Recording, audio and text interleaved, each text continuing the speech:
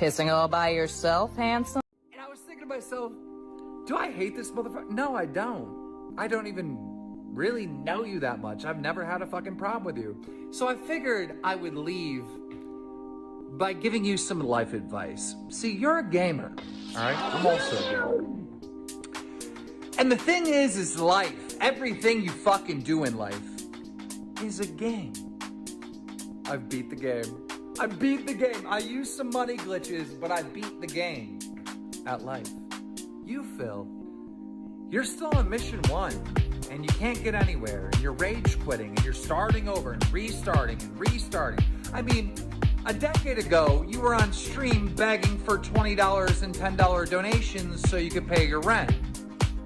It's a decade later, you're begging for $10 and $20 to pay your rent. You're restarting mission 1. You're trying to use the same tactic over and over again, and you're dying, and you're having to restart the level.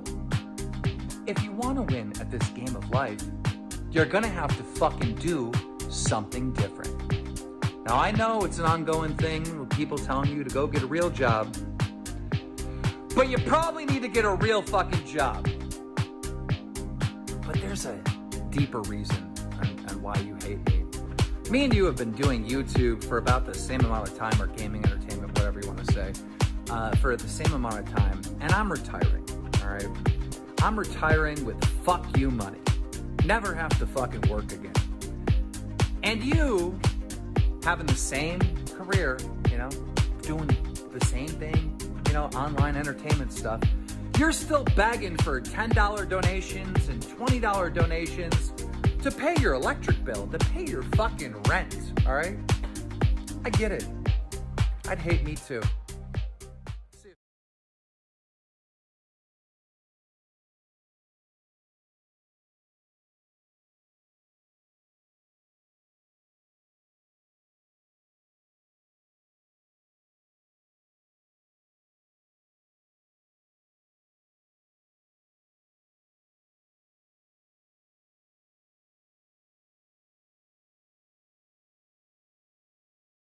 You're gonna keep coming back. I'm gonna seal up all my cracks. You're gonna keep coming back. Why? Because you keep smelling the syrup. What's blooming, y'all? It's your boy Shinko, Fleur, and welcome to another edition of the Glaze State, where we watch Phil load up the Level 1 podcast and do the same shit over and over again. How are you guys all doing today? How are you guys all doing today? How is everybody doing? Everybody's okay? Everybody's chilling like villains up in here. You feel me? You feel me? I gotta get some, I really gotta get some, music up in this bitch. It's just chilling. It's chilling. We out here chilling. So before we get started, you already know, Rageous Mode, all cats are single and available on my stream. These cats are ready, and they are single, and they are ready to mingle. You already know, okay? So before we get started, we got to say what's up to everybody, because that's what we do every time we start the stream. So, Nintendo, Extra Galactic Girl, and 6ix9ine Tales, Joy Haynes, Brazen, Delaney, Stream Elements bots, of course. Randy Winston, Game Master 2035, Silent Weapons 3, Baby Man Gaming 4567, Agent Proper, what's up, Crispy Mantis, Epion, Joel Tractor, what's good, baby? Base Ken L. Dansler, Miles the Galactic Sloth, what's up, baby? Wait. No, I didn't say that one. Angel Reyes, SCP-1471 is my best friend. What's up, baby? Psycho Spider 1, Sizzy Mac, Ahima 64, Devilish Face, Dubmatic 1651. How we doing, baby?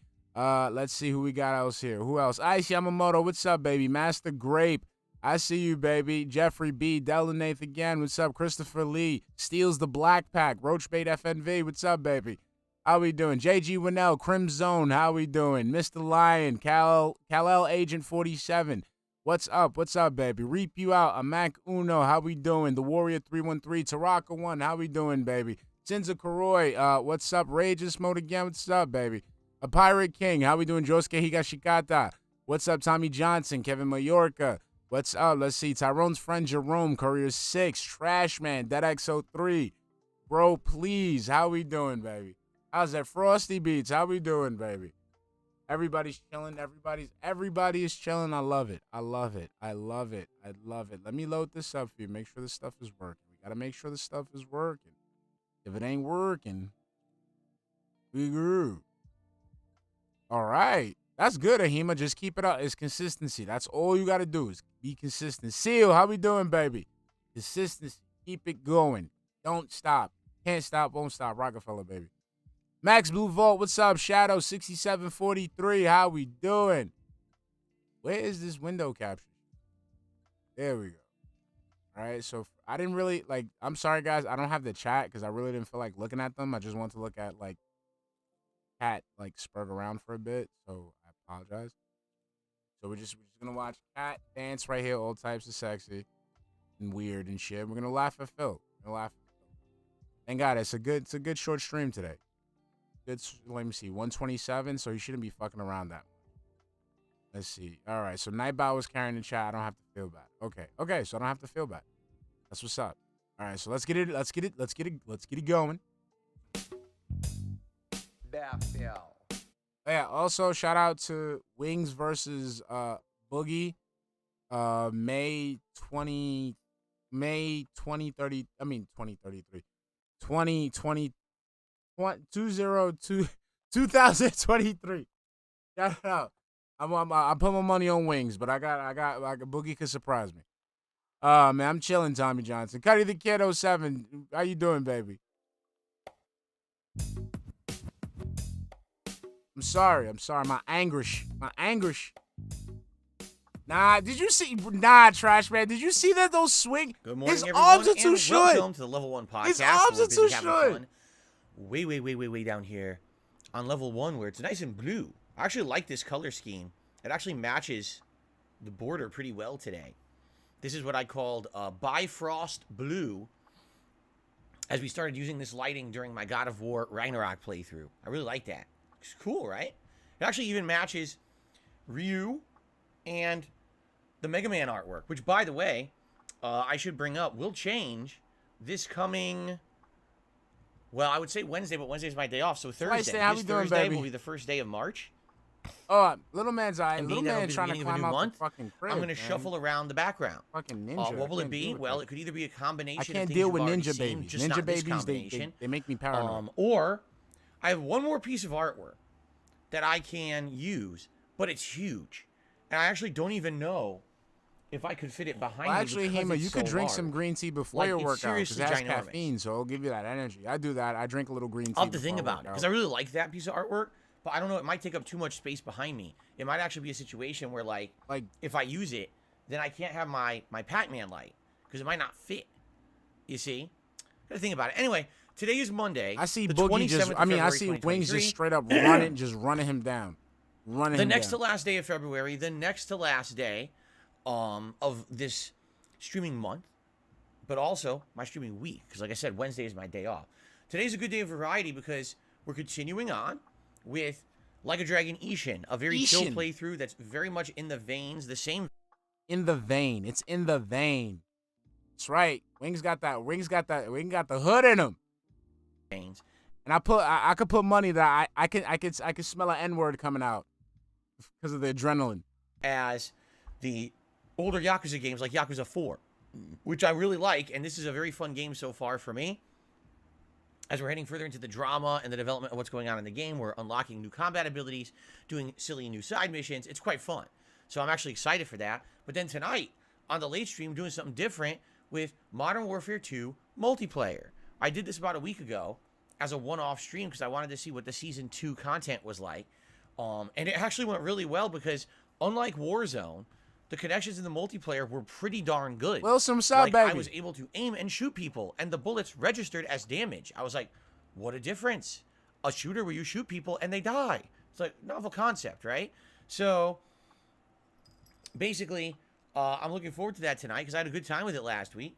And you guys have told me that you enjoy having multiplayer gameplay here for variety purposes. So we're going to do that tonight on the late stream, 6:45 p.m. Pacific time. And I'm happy that we got that little bit of variety this week rather than just all narrative-based, RPGs and stuff like that. By the way, if you haven't noticed, Jasper Kitty is with us here today. And he'll be joining us for this first stream. There you go, Jasper. Yeah. And he'll be able to jump on the chair and mess around as much as he wants. Powerful Jasper. Today. And if everything goes according to plan tomorrow, and the reason I say it that way is because every time I tell you guys he's going to be in here, something happens with my wife's work schedule that changes. Like, I remember one week, I told you that, and then they changed her schedule like a day ahead, and he wasn't in here. And then one day he was in here for like an hour, and then my wife got sick and came home early. I was like, geez, this is not working out. I keep telling you when you're going to be able to see Jasper Kitty, and then he ends up not being in here. So, but now he's in here, right, buddy? Hey, Jasper Kitty. Jasper Kitty. Jasper, I'm over here. What the fuck do you want? What the fuck do you want? Bro, what the fuck do you want? What? Oh, he there we purred. go. Did you hear that? There we He go. purred. Oh, you're so cute. You're a cute little guy. So anyway, yes, I'm excited for a fun day of gameplay streaming with all of you. I have some updates today here on the podcast in regards to DSP Reacts. I also have some news stories I'd like to cover for you today. So a good variety of stuff to talk Give about. Jasper some fucking attention. And I'm excited for it. I hope you guys are excited too. Gantu Adrian, what's up, baby? Detractor, I see Jasper, you. I was Style actually of gonna get up and Beyond, show them Nasty the artwork I was Fripples. thinking of putting in here, but now I Double can't A, do it what's on my up, lap. baby? I just have to wait for him to move, and then maybe I'll did do it for that. Remind Steve. me in a little bit if you guys want to see Wednesday the new cat for artwork that I'm Steve. considering putting in here for the week, for the month of March. Let me know once he's off my lap. Okay, so first of all, let's talk about the schedule. Let's get through the schedule, and then what I'd like to do is Mr. give you all Moldy an Butt, update what's on up, DSP Reacts, baby? because there's some positive updates over there, thank goodness. And then we'll go into the news and everything. So schedule-wise, you already know it's Like a Dragon Ishin here on the Ishin. first stream. it's going to be a very chill and interactive stream. Like a Dragon Ishin. He bit me. Ishin. Look at this. He's trying to bite me. He's licking and look at this. Oh, get him, Jasper. Like Get him. my arm. Get him. Run Like his a Dragon shit. Ishin. Oh, there he goes. Like a Dragon Ishin is very much going to be one of these interactive, fun streams where we talk a lot. And I love those. You know, currently it's really Oblivion. That's the main playthrough that we're doing. That's like that. But I absolutely love the streams where we can have more of a social experience. And definitely Like a Dragon Ishin will be one of those. As of today, it's the main stream. However, next or later on this week and next week, it's going to become a night stream to balance with Oblivion, because we're going to have a new release this coming Friday we're going to talk about in a second. So it's going to be a balance between Hogwarts Legacy and the new release on the daytime streams. So sit back, relax, and enjoy Like a Dragon Ishin.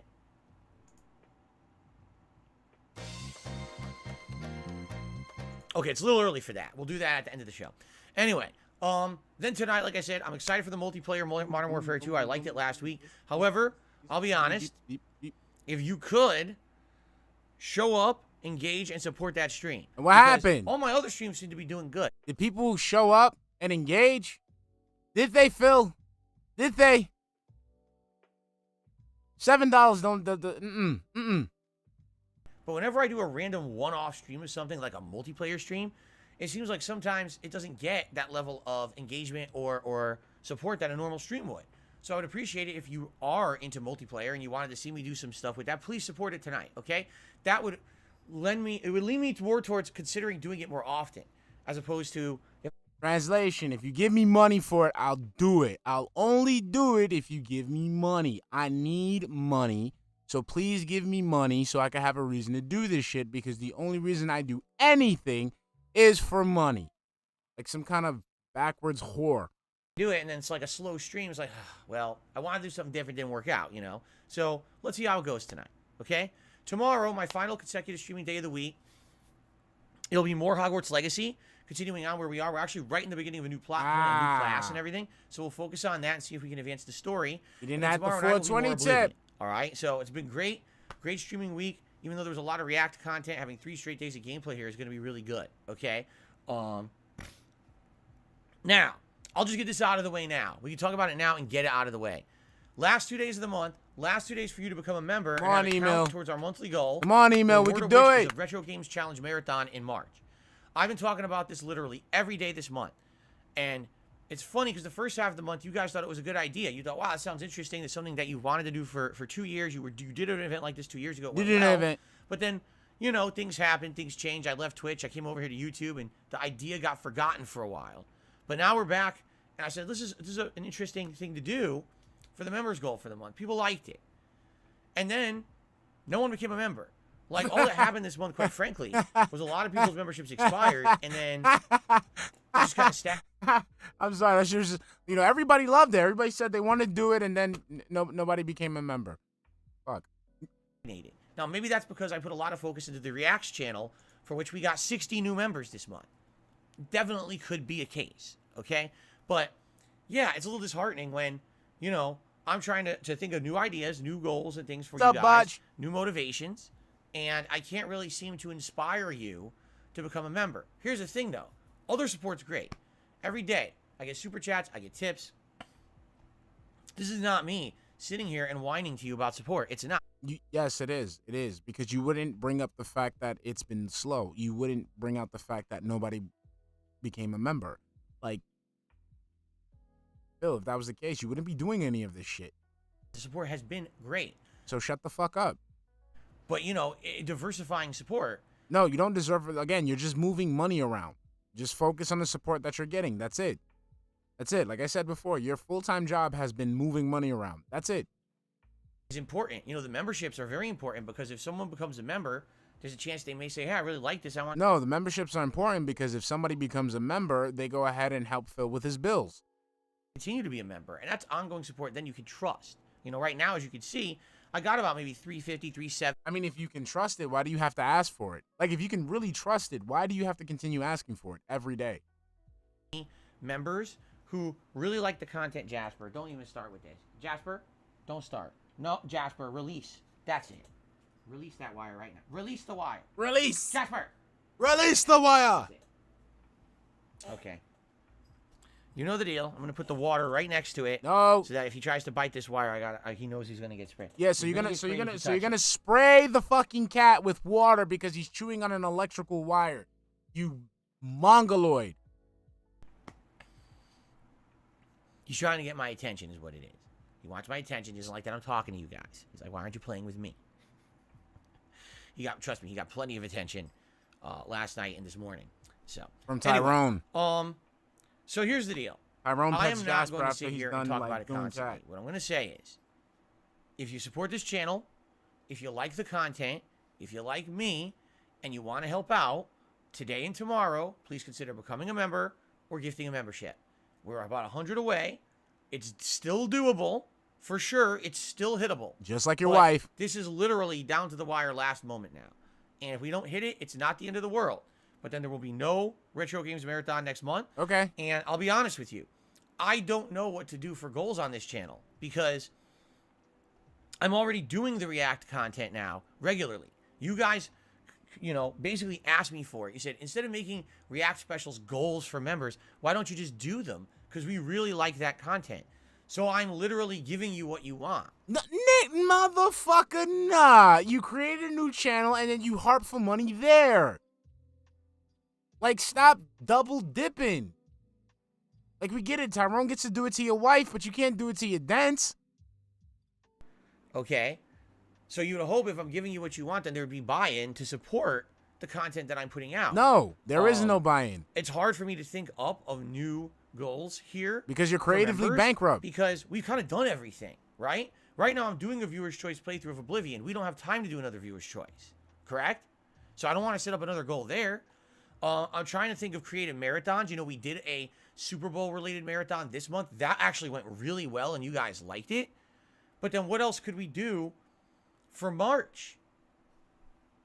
Nothing. There's nothing really themed or related you can do for that time frame. I tried to set up a marathon that was something different and interesting. You can play with Apparently members. You guys aren't that interested. You can play with members. Right? I don't know what else to do. I've done retrospective marathons in the past before, but it doesn't seem like you guys have really desired one in years. So that's kind of dead. I've tried other themed marathons like a Rageathon, and even that doesn't seem to get people invigorated anymore. So I guess the real question is, what is it then that would get you guys to consider becoming a member?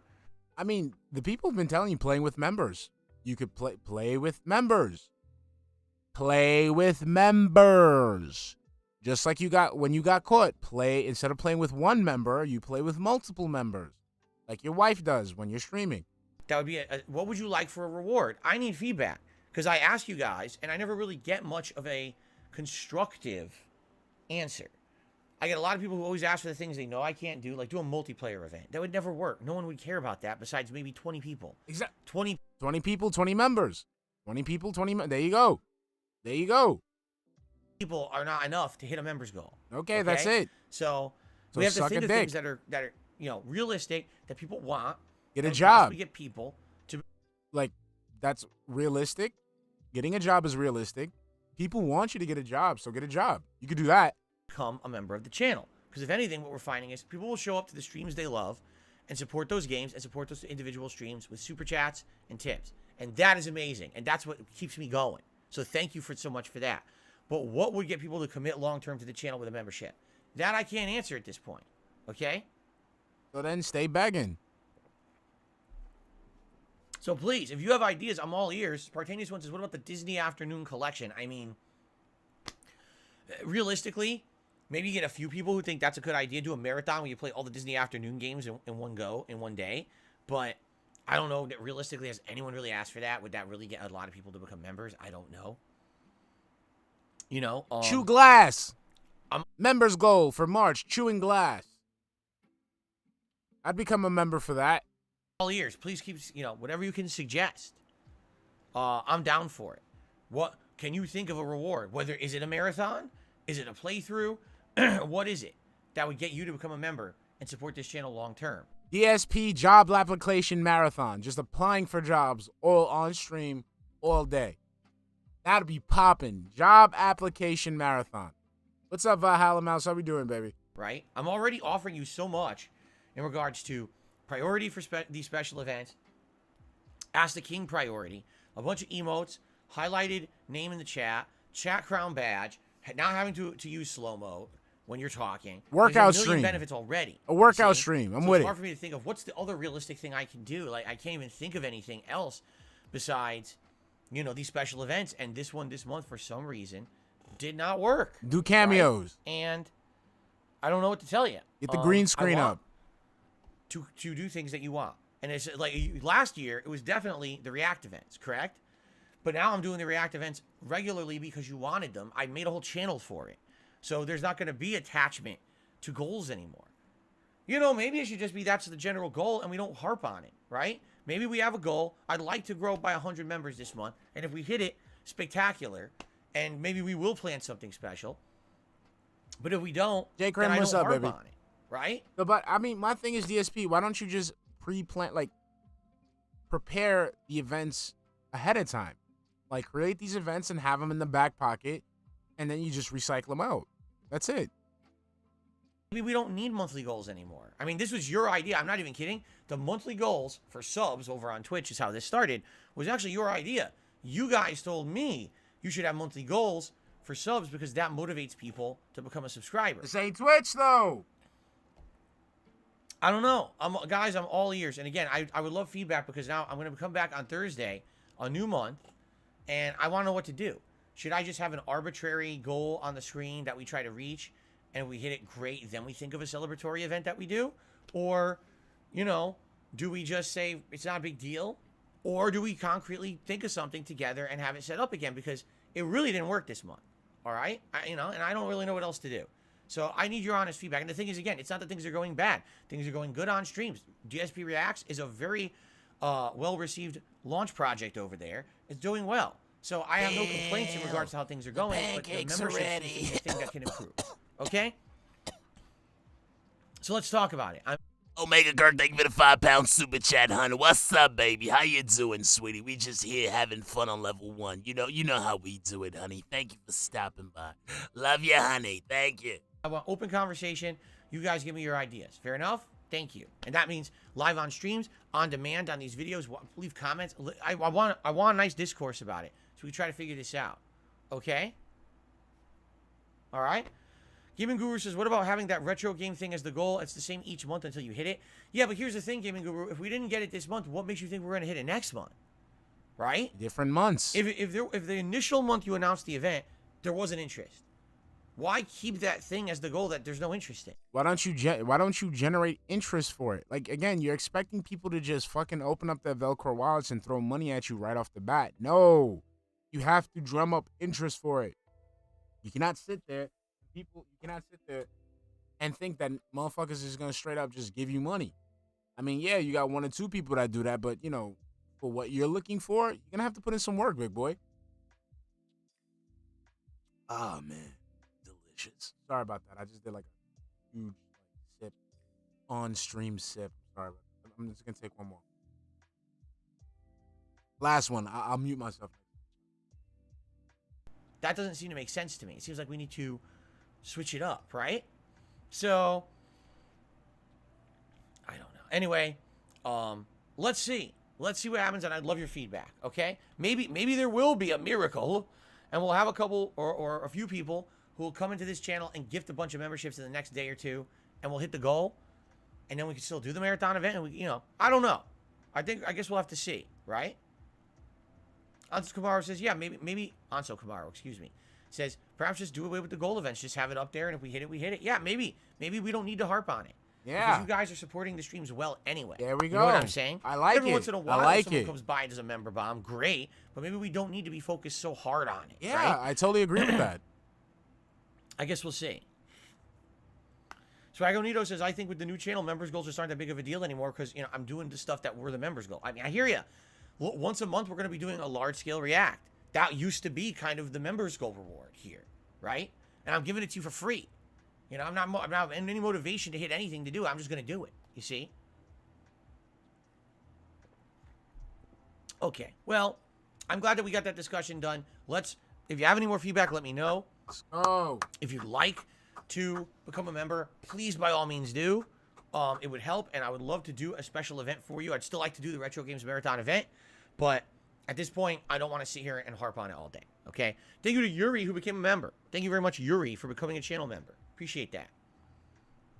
I'm doing good, Foresighted. How are you today? Welcome. Okay, so schedule. Today, Like a Dragon Ishin and late night stream is multiplayer of Modern Warfare 2.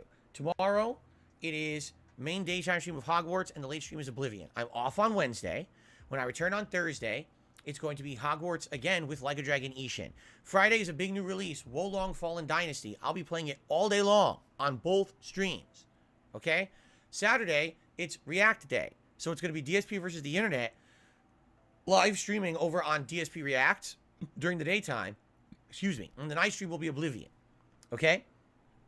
Then Sunday will be more Wolong Fallen Dynasty, and I'll probably pair that with Like a Dragon Ishin, and then probably Monday we'll do Hogwarts, and then Tuesday whatever. You see? So we're going to alternate. And then basically that's how the schedule is going to be moving forward. The daytime streams will be between Hogwarts and Wolong.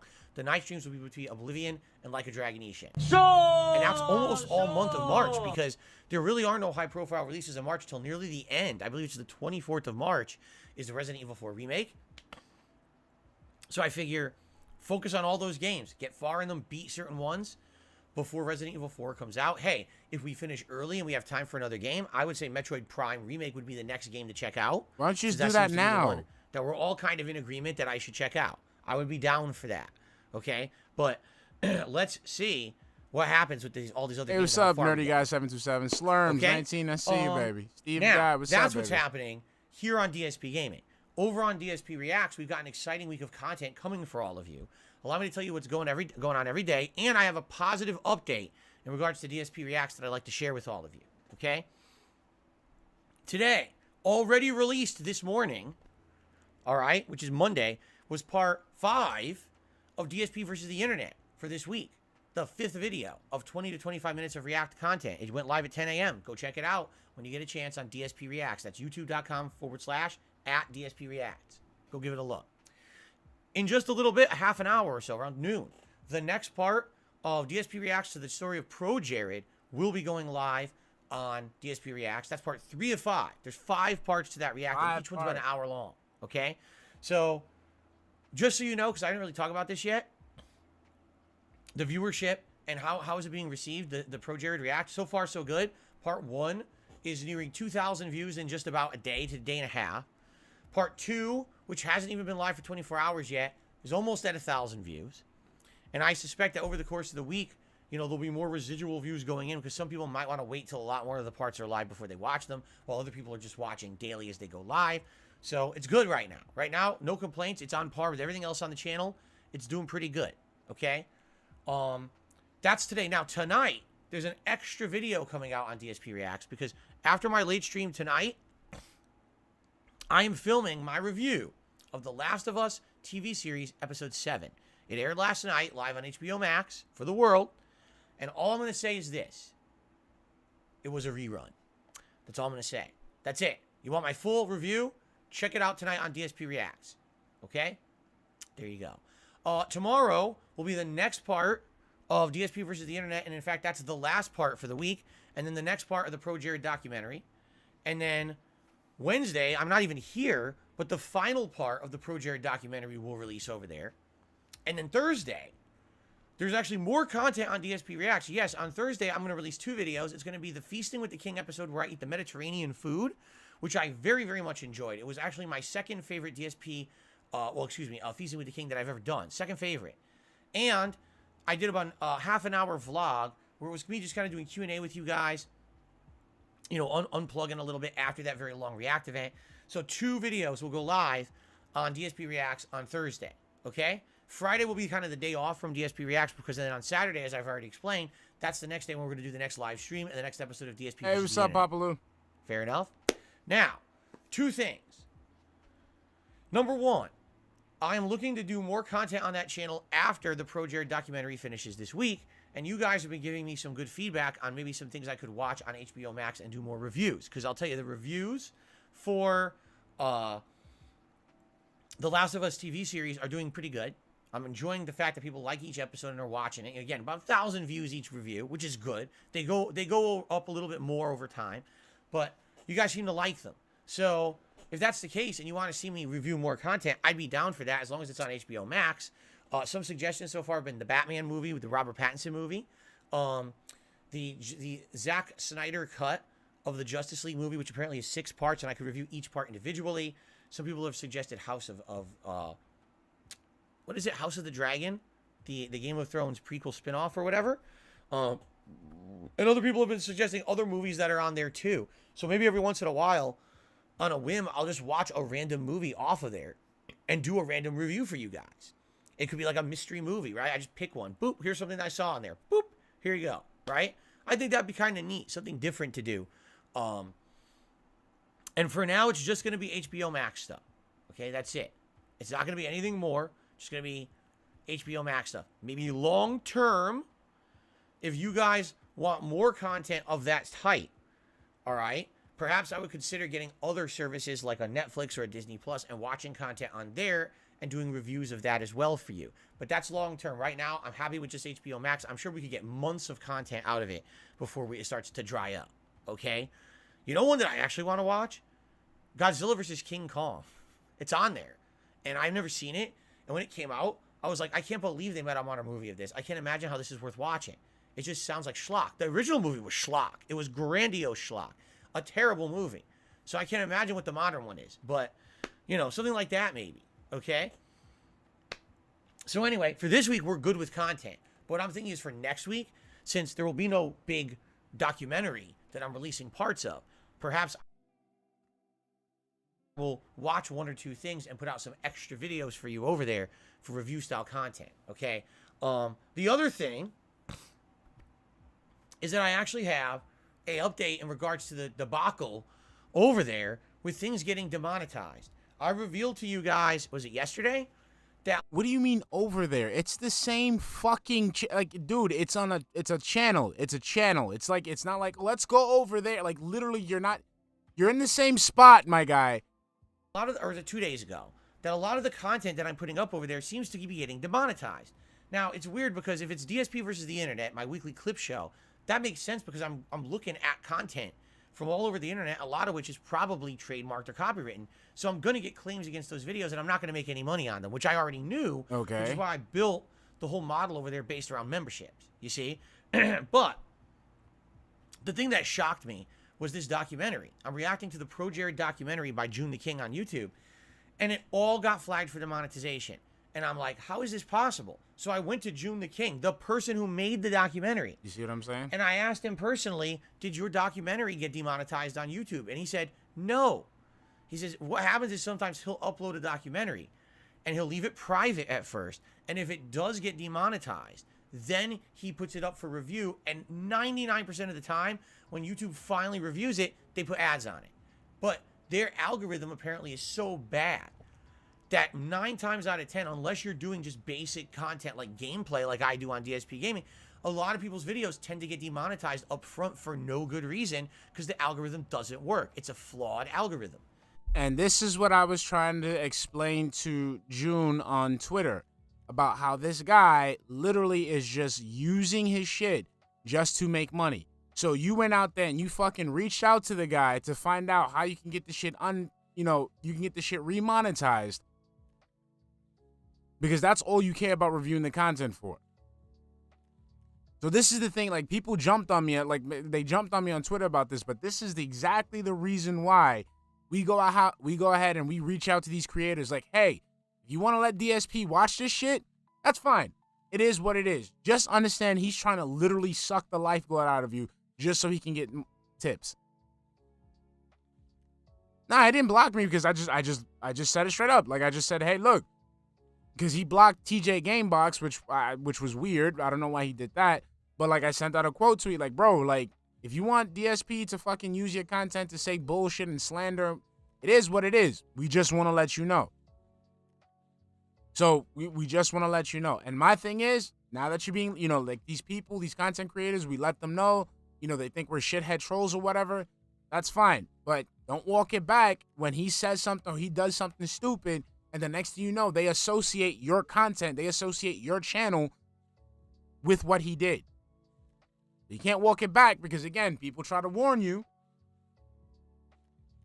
and you didn't listen. And then you have to get it manually reviewed to get ads on your content, which is stupid. So, that being said, here's what happened. So I upload all the parts of DSP versus the internet. Every single one is demonetized, but a lot of them are for copyright, and I think 2 of them were just flagged for ad suitability. So I submitted those for review. Please review those. Maybe I can get some ads on some of these videos, okay? Then, on Saturday, I did the ProJared React, and it's 5 parts. I uploaded all 5 parts then and scheduled them out so that each day one would go live. Every single one of them got demonetized. And I said, well, this is ridiculous. And, of course, I wanted to get part 1 out for you guys as soon as possible. I wasn't going to hold it up because it got demonetized. So that one was on YouTube. Oh, and what's I got up, nothing baby? for I it. see you. I got no ad revenue, nothing on it, because it was just demonetized, okay? So I submitted all of them for ad review, okay? As of last night, before I went to sleep, 1 part had been reviewed by a human and had ads put on it. Part 4. Now, I want you to think about this for a second. All of them were demonetized at the same time. Mm-hmm. I submitted all of them for manual review at the same time. Okay. Okay? Every place. Only one got reviewed by a human, and that one was approved for ads. Part 4 only. But I did it all at the same time. Why did only one of my videos get reviewed and the others didn't? Because YouTube's system is a broken, insufficient, inefficient mess.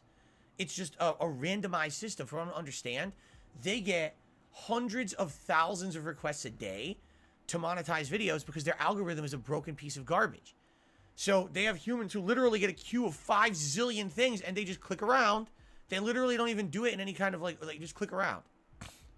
Okay. How is it I submit 5 at once, only 1 gets reviewed? And it's part 4, not part 1. Yeah. Right? It is what it is. So anyway, I went to sleep. I woke up this morning. Good news. 1 part of DSP versus the internet has been monetized. Why is your nose so red? Part 1, His nose is really, really red. part 2, and part 5 of my ProJared documentary, React, has also now been monetized. Okay? So, hold on, because I'm trying to actually bring it up over here. Here we go.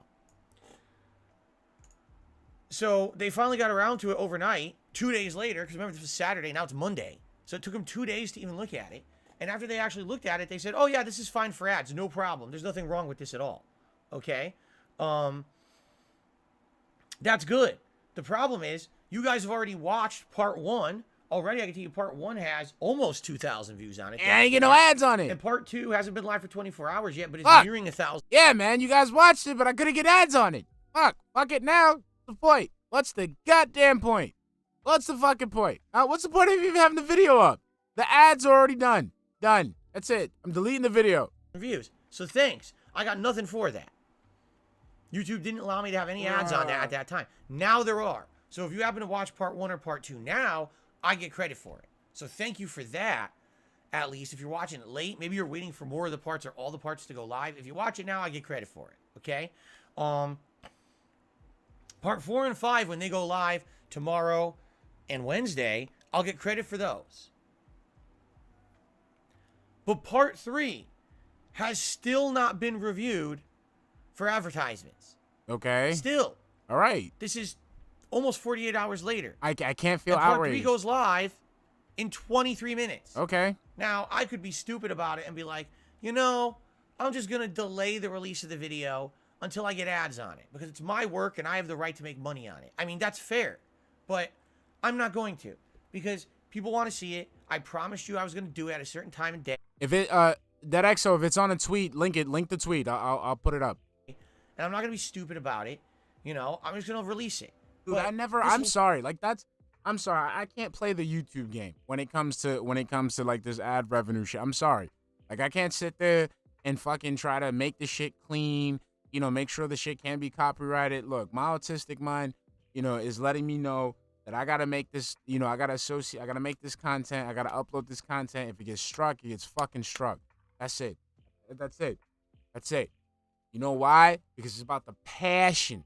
It's about the passion. Where's the passion, Phil? You sitting there you making this fucking content so you can get pennies on the dollar.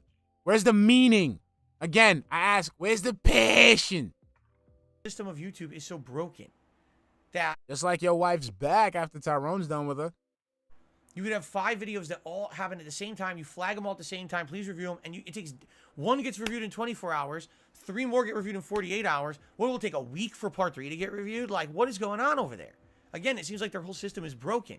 I see this stuff from an analytical perspective because I used to be in continuous improvement. I used to work for a company where they trained me for a good 2 years on how to look at a process to see how it's broken and inconsistent, map it out, find the bottlenecks, find the problems, and fix the process to become more efficient and basically make that company save money and improve delivery times.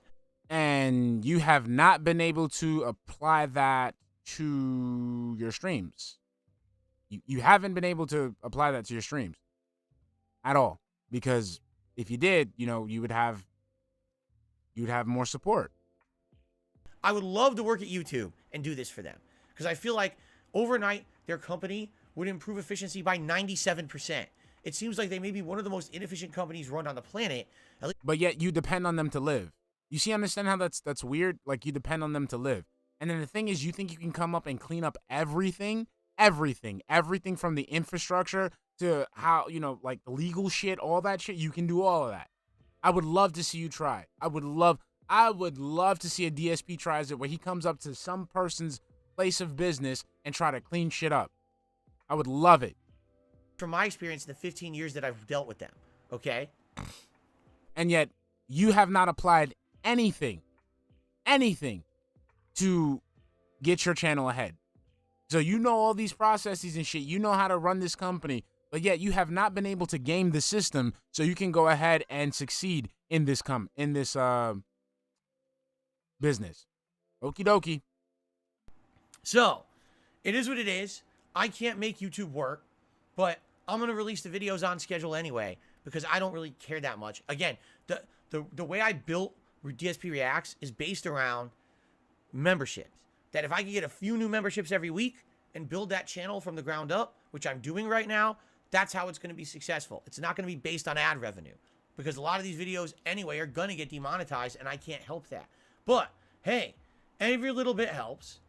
So thanks to those who are watching the videos. If you're watching with the ads enabled, thanks. I strongly recommend you get YouTube Premium. Yo, oh my God. I dribbled off and my it got all over my fucking leg. Let's continue. Bible thumping bread, cigarette ashes on Alex's ear. Thank you for the $2 super chat, hun. What if the horse broke Tyrone's pickle? Well, you got to get it taped up. It's not me shilling for YouTube, trust me. Woo! But You shilling. Just under a year or so. Chilling. That I have used YouTube Premium. It is super good. You mean when you go ahead and you use multiple email accounts so you can get a free trial of YouTube Premium? Yeah. Sure. I bet. It basically, here's what it does. Number one, YouTube Gorilla Premium, tape. you never have to watch an ad on YouTube ever again. Ads are gone. Amazing. Thank you. Because I hate ads, and it makes it such a more usable website to not have advertisements. Okay, that's number one.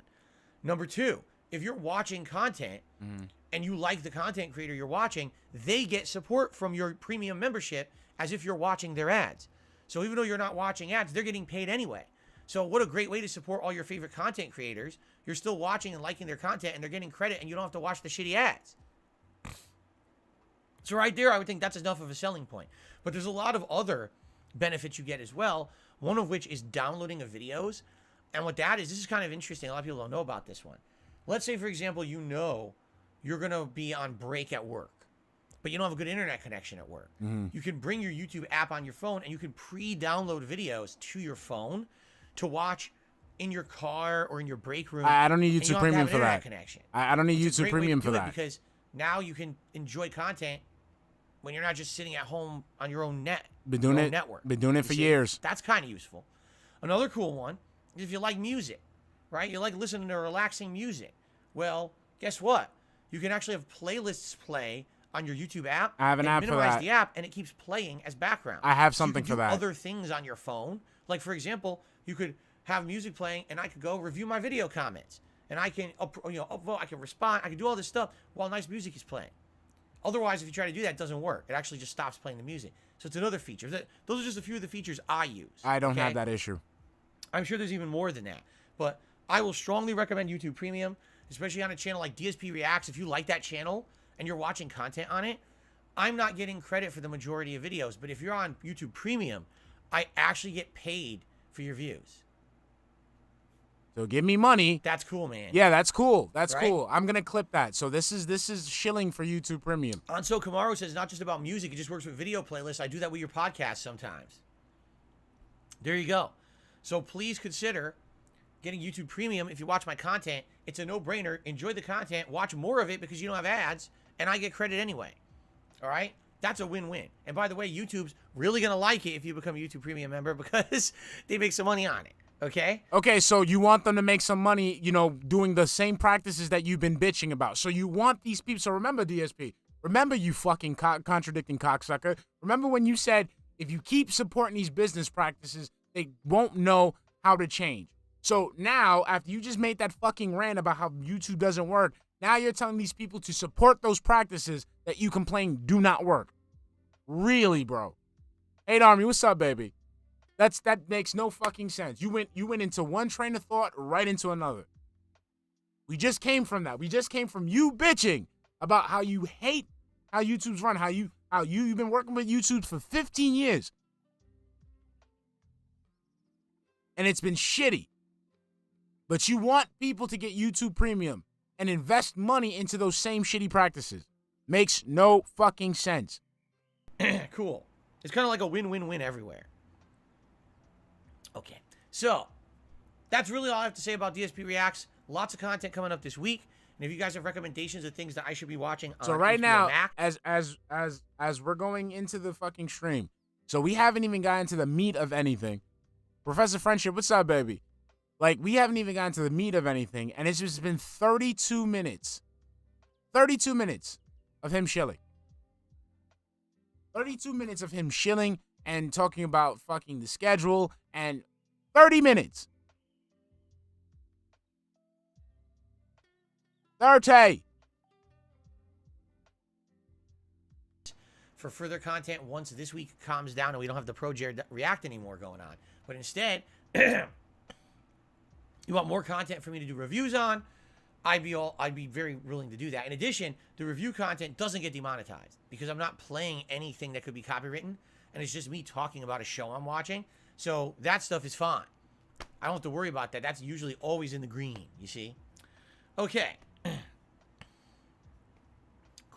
All right. So that's really all I have to talk about when it comes to the schedule, when it comes to how things are going. I believe we have a couple news stories I'd like to cover this morning. Fine, let's get into it. Here. Fucking 33 minutes. Okay. So, in the news. What's in the news? Okay, baby king. So, I guess today's Pokemon Day. Whatever that means. But I guess there was a few announcements this morning about Pokemon content. The most notable one for me is that Pokemon Scarlet and Violet are going to be getting DLC content, okay, in the fall and again in the winter. The content will be called the Teal Mask and the Indigo Disc. And I guess what it is. Oh man, that really. Homer, what's up, baby? Oh man, I'm chilling. How you doing, baby? I really thought he wasn't. I thought he was gonna say something else. Right? It's gonna be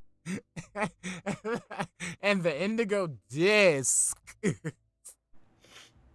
the hidden treasure of Area Zero, where I guess, remember Area Zero, which is the end game content of the game? I guess there's going to be a new expansion to Area Zero where you're going to be exploring, you know, fighting and catching new Pokemon, new plot elements and things going on. So basically extending the game, okay? Much like if you remember the expansion content that they had years and years ago for Pokemon Sword and Shield, it's probably very similar to that. It sounds interesting. It is pricey. I believe it's $40. I don't quote me on that. I think it's either $30 or $40. So it is kind of expensive. And the funny part is, all right, if you got the dick all in his mouth, look. Complaints about Shaboing Pokemon boing, get the dick out your mouth. Is that the game ran like shit. It just looks terrible on the Switch. The frame rate's bad. The pop-in is atrociously bad. The graphical fidelity is awful. They have not improved it at all. The game's not Fucking Donald Duck laugh. been out for how many months, right? I played it when it was new. They did not. It's the same. And I guess what it is the game sold so much. I told you guys this was going to happen. I said, if this game is a sales flop, if this game doesn't do well, Nintendo and the Pokemon Company, and what's the actual name of the company? Because I forget that real name of the company. Game It's Freak, not the you Pokemon fucking company. There's another poser. name. I forget what they are. Game Freak or something like that? God damn.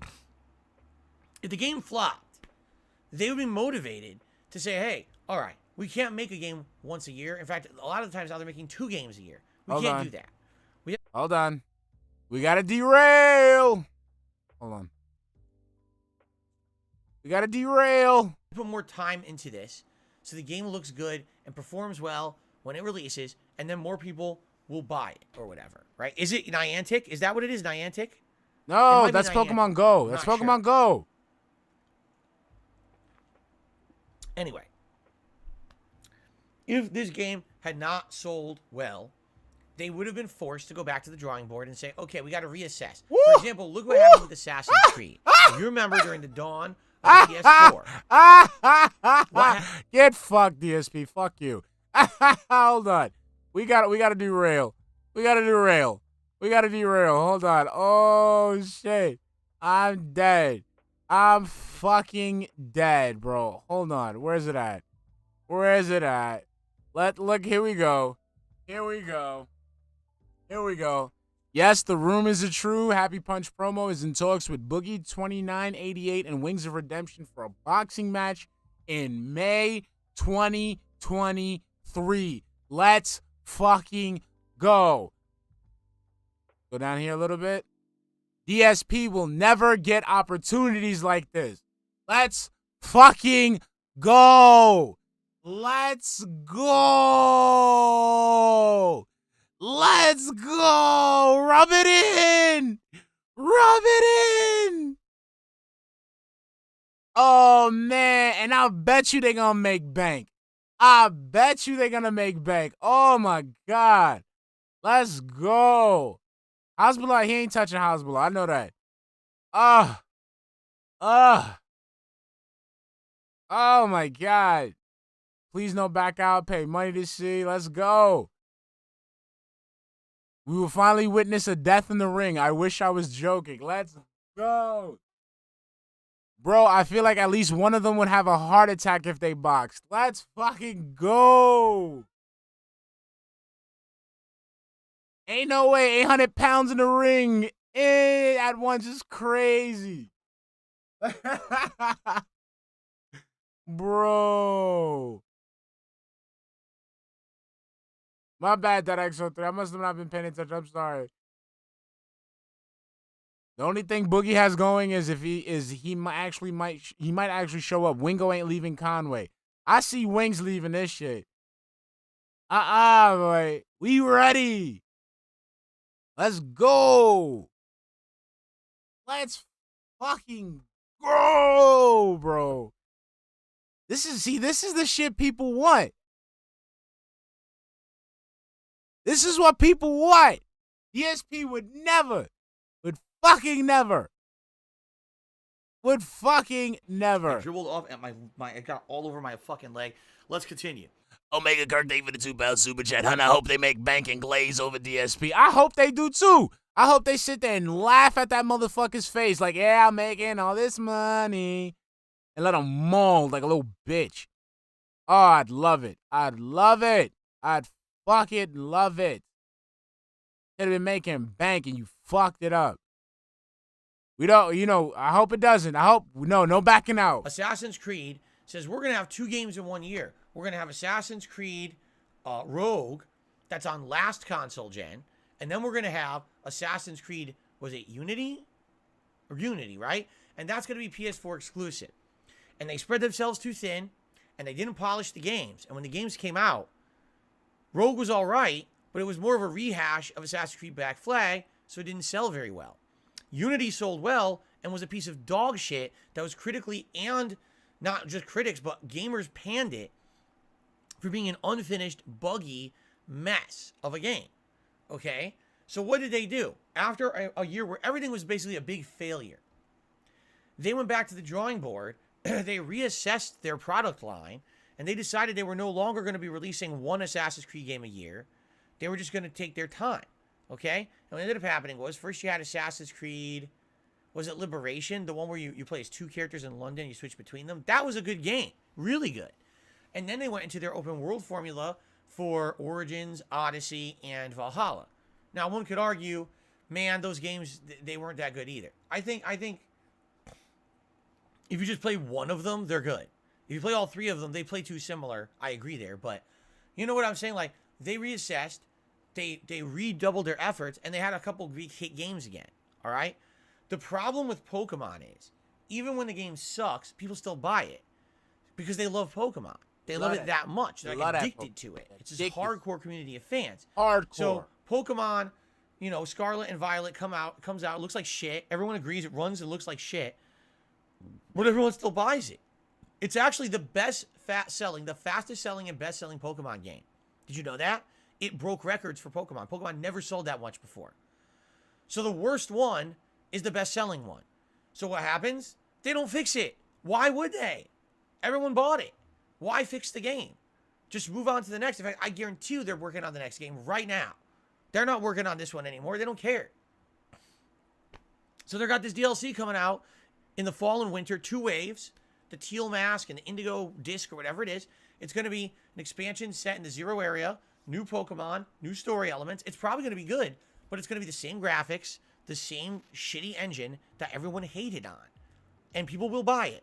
People will spend $40 for this DLC, and it will sell well because people can't stop themselves. When it comes to Nintendo, it's like a drug. It's like, man, I can't wait to get my next fix. And you know it's bad for you. And you know it's harmful for you to keep supporting it, but you still see the line and you still take that line, suck it right up, right? You can't stop. These people are like so crack addicted to Nintendo content that they won't stop spending money, right? For how many years did people scream at Nintendo, we want a Switch Pro. The Switch is underpowered. It's not good enough. We want better graphics. We want bigger storage capacity, faster loading. Dude, the Joy-Cons are faulty. Give us Switch Pro. What did Nintendo say? Literally, they said this. You ready? Here's what Nintendo said to the common customer. You want a Switch Pro? Fuck you. You don't get a Switch Pro. Buy the Switch OLED, which is literally the same fucking console with a slightly tweaked screen and like a kickstand that's better or something. You know, this is the stupidest thing. And guess what happened? People bought it anyway. So what did you think was going to happen? They were going to change their attitude? You keep giving them money. So, I mean, technically, you keep giving them money too, dumbass. You bought Pokemon, did you not? You bought Arceus, whatever the fuck, did you not? So, you're complicit. You own a Switch, don't you? So you're also complicit. they will keep giving you shit. Kirby, exactly. This must be like there's a guy who finds a pile of shit and someone agrees to pay him $5 per handful of shit. He's like, this is the biggest thing I've ever heard. I'll just keep giving you the shit. Here you go. Why wouldn't I keep giving you shit? I'll keep giving it to you. I'll load your pockets with shit. Keep giving me the money stream. Right? I just don't get it. It's like these people have Stockholm Syndrome. They like being abused by Nintendo. It doesn't make sense at all. Just like you like being abused by Scopely. But they do. They complain, and then give the money anyway and reward Nintendo. Just like you do. Like, you're doing the same shit. Like, you're going to play... You really sold Metroid Prime Remake to your audience, so you're doing the same shit. Right? So, Nintendo's never going to get better. The Pokemon Company's never going to get better until someone actively says, okay, maybe we shouldn't do this anymore. Maybe we should try to tell them this is bad behavior. Remaster, giving them money, right? It's ludicrous that this keeps happening. So here we go again, because it's funny, because I saw the post about this, and it was like, you know, oh, here's the DLC, and some people are happy because they just want more Pokemon content, so they're excited, and then others are actually criticizing. Oh, yeah, but they never refixed the game. The graphics are still shit, so why would I buy it? You're going to buy it. You're going to buy it. Hey, Darby, thank you for the $5 super chat, hun. People need to stop buying these games. Also, Capcom announced the 40th anniversary of Super Turbo. I'm hyped because the 35th one suck. Exactly, honey. Exactly. Don't even pretend. Thank you, honey. You just buying the same shit. Shilling. Don't feign. Oh, of course. That was the whole purpose of Pokemon. Pokemon was like selling merch. Selling merchandise, like shit that they can fucking like put onto mugs and t-shirts and plushes and shit. Said about this, you're gonna go buy it anyway because you do every time, you know. Now, for me personally, am I interested in the DLC? Yes and no. Look at that. Look at that. Look at you. Look at you. You ready already getting the lube ready on that fucking fence post. Pokemon Scarlet and Violet was a great playthrough. I loved it. I actually thought it was one of my favorite Pokemon games of all time. Seriously, I thought the story was outstanding. Look at, like, my man, how did you get into this rant and then be like, yeah, I love Pokemon, though? How did we get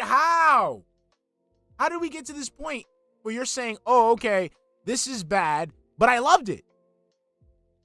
Were great. It was only the graphics that really held the game back. And we had a great chill stream mentality for that playthrough. $25 for a Pokemon. I personally didn't care that much about the graphics. I thought that everything else held up enough that it was worth the money. Okay? Oh, so it was worth the money. It was worth the money. However, historically, DLCs for me don't do very well. Take a look at most games that I've ever bought a DLC for, and whenever I try it, it kind of flops. I don't get as much attention, and people kind of get upset that I'm even playing it, and I'm not playing a new game. In particular, with this DLC, the thing that worries me about What's up, Bill Brasky? Is the release timing. The fall and the winter. Oh, you mean the busiest gaming time of the year? Yes. When lots of AAA releases are all releasing to the fall gaming season. Am I really going to have time to be spending time and playing a Pokemon expansion? Is that Game Freak's problem? Nobody gives a fuck about your retarded gaming schedule, okay? Nobody cares. Nobody cares about when you game, okay? Because you don't game. You just menu surf. Nobody's going to think, no developers are going to like, guys. Is this a game that we want to release now? With all these other new releases, Phil might not be able to play this game. I think we might have to hold off. You know what? You're right. Let's hold off. Does it even make sense to think about maybe trying to fit this into the schedule? I don't know. What I would say is, if you guys should give me your feedback, yet again, I rely on you and your feedback. Would you like to see this? Would you like to see me get this DLC and do these 2 story-based DLC releases? Would this be something you'd be interested in, to see Pokemon return as a chill stream deal?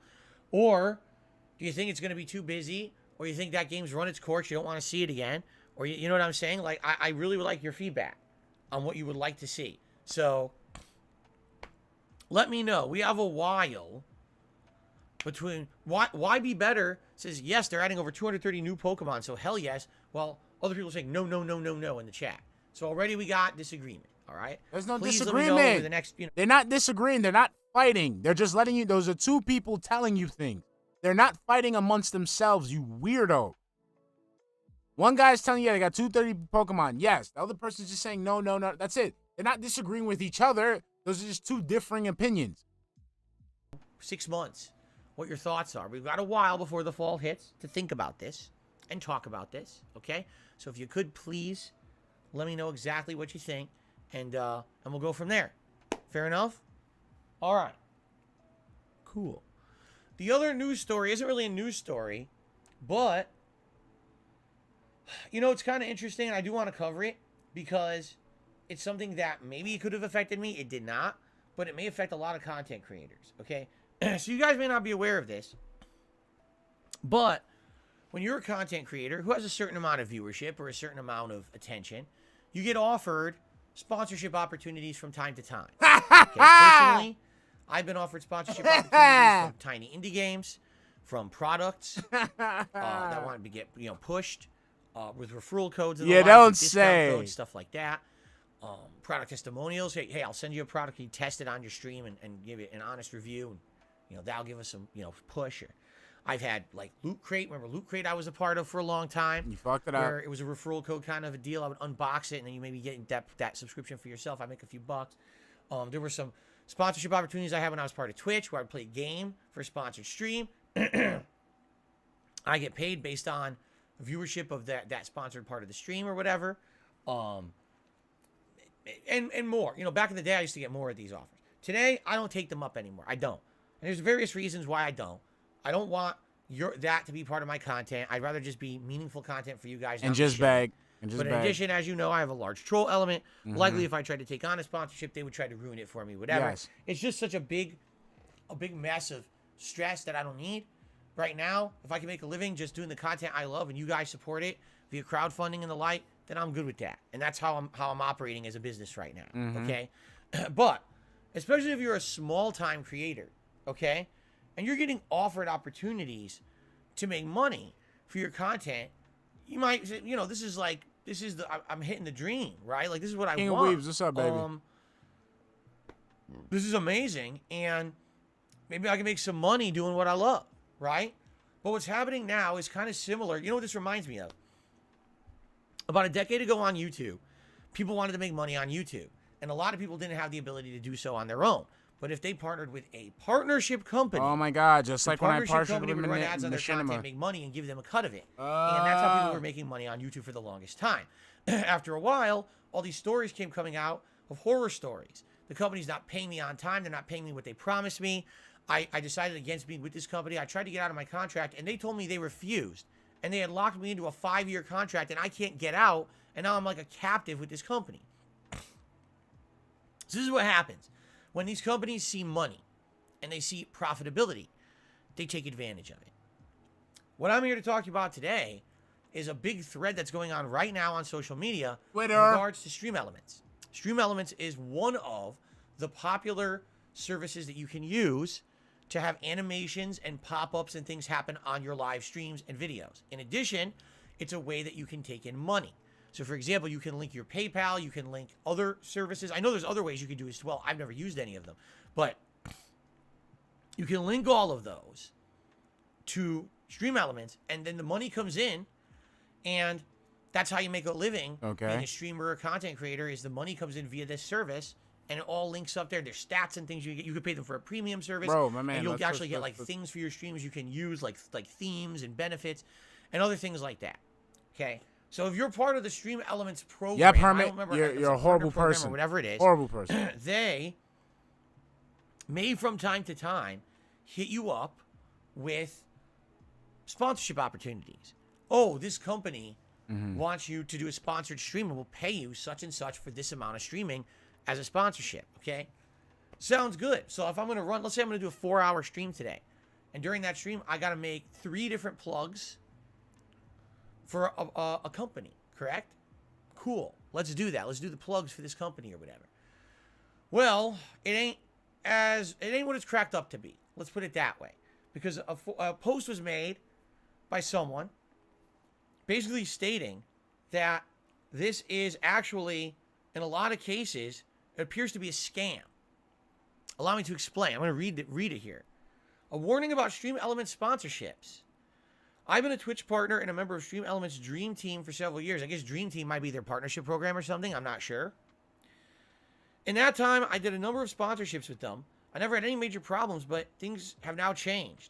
I accepted a sponsorship, and my repeated requests to see the sponsorship contract before the broadcast were all declined. Or excuse me, were all dodged. This meant the activation date got repeatedly pushed back. When I finally sent them, when I was finally sent the contract for this sponsorship opportunity, it was only an hour before the broadcast that was going to take place for it. I'm a lawyer. I'm not signing things that I haven't read, so I read it. To my surprise, there were a number of terms that had been added and or been changed from what we had discussed.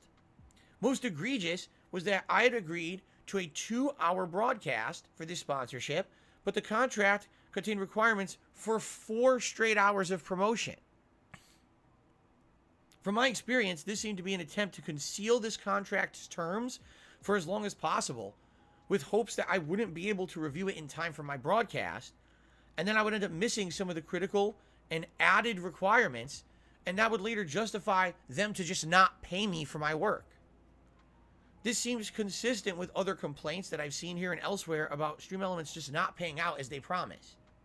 More troublingly, I spoke with a manager who seemed not to be able to identify why this is even a problem. He told me that, you have the choice to sign that contract or not, and if you don't want to, just don't do it. Just don't do it. It seemed to him that that was just sufficient. His company's naked attempt to bait and switch me seems not to be any concern to him. I would not in good faith work with Stream Elements on any kind of a sponsorship ever again, and I hope that this story makes its rounds and people will scrutinize their sponsorship opportunities more closely in the future. Yeah. This industry is full of predators who try to profit from inexperienced broadcasters. Yeah, but that's the problem. It's always going to be like that. When you sign something, when you have to read what you sign. I'm not saying, what Stream Elements is doing is okay. But a lot of these content creators, a lot of these people hop onto these platforms thinking that they're just going to go on these platforms and then just use them for money. No, they're trying to use you. You are the product. You're the product. Yeah, it is a shitty business practice. It's a shitty business practice to do that. But the responsibility on you, the content creator, say, nah, fuck that shit. And that's it. Just be like, nope, I'm sorry, I don't agree with this. We're not going to do this sponsored broadcast. I'm sorry. That's not what we spoke about. That's not what we agreed to. And, I'm not signing it. Sorry. And if I miss out on more sponsorship opportunities, it is what it is. That's it. That's Mike Kranikowski. What's up, baby? That's basically it. That's why I see some chick fucking complain because Twitch taking half her fucking money. Yes, you're fucking using their services for free. I mean, not for free. You're basically using up their services. It's only gotten worse. If you see red flags from any potential sponsor, trust your instinct and move on. There you go. I 1,000,000% agree because I've seen this kind of thing firsthand. It's this simple. If it seems too good to be true, it's too good to be true. I've had personal relations with partner companies on YouTube. And that's why you see all these fucking like sponsorship, like these people, they're working with these businesses. These are just regular people that don't know shit about how companies work, how predatory they can be, how their main objective, how a business's main objective is to make money. They don't get that. And then when they get taken advantage of due to their own ignorance, they want to sit there and complain. That promised me the world and did not deliver. And then it turns out they were shell companies. They were scams. They were just trying to get you rigged in and then to hook you in and never release That's you. But then you hopped on it, though. Each and every one. OPC, Spawn Seeds, Lavaria Media, you hopped on these shits without doing any fucking research whatsoever. You got taken for a ride because you're a fucking dumbass. And it's like, wow. This sounds like someone wants free promotion. They have no intention of paying anyone. So they do this on purpose, get free promotion for their game or content or whatever it is that's promoting. And then they say, haha, we're not paying you. And what are you going to do? You're just a small-time content creator. You're not rich. You don't have a legal team that's going to sue them for what they owe you, right? Now, my solutions to this is for you people to stop acting like welfare recipients and for you to stop, adhering to these companies, depending on these companies, and, denying these fucking contracts outright. If multiple people do that, maybe they'll get the hint that they shouldn't be doing that.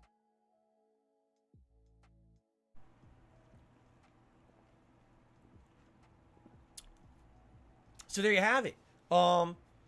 Yeah, it's pretty messed up. At any point, you don't know with these little companies what they're going to do.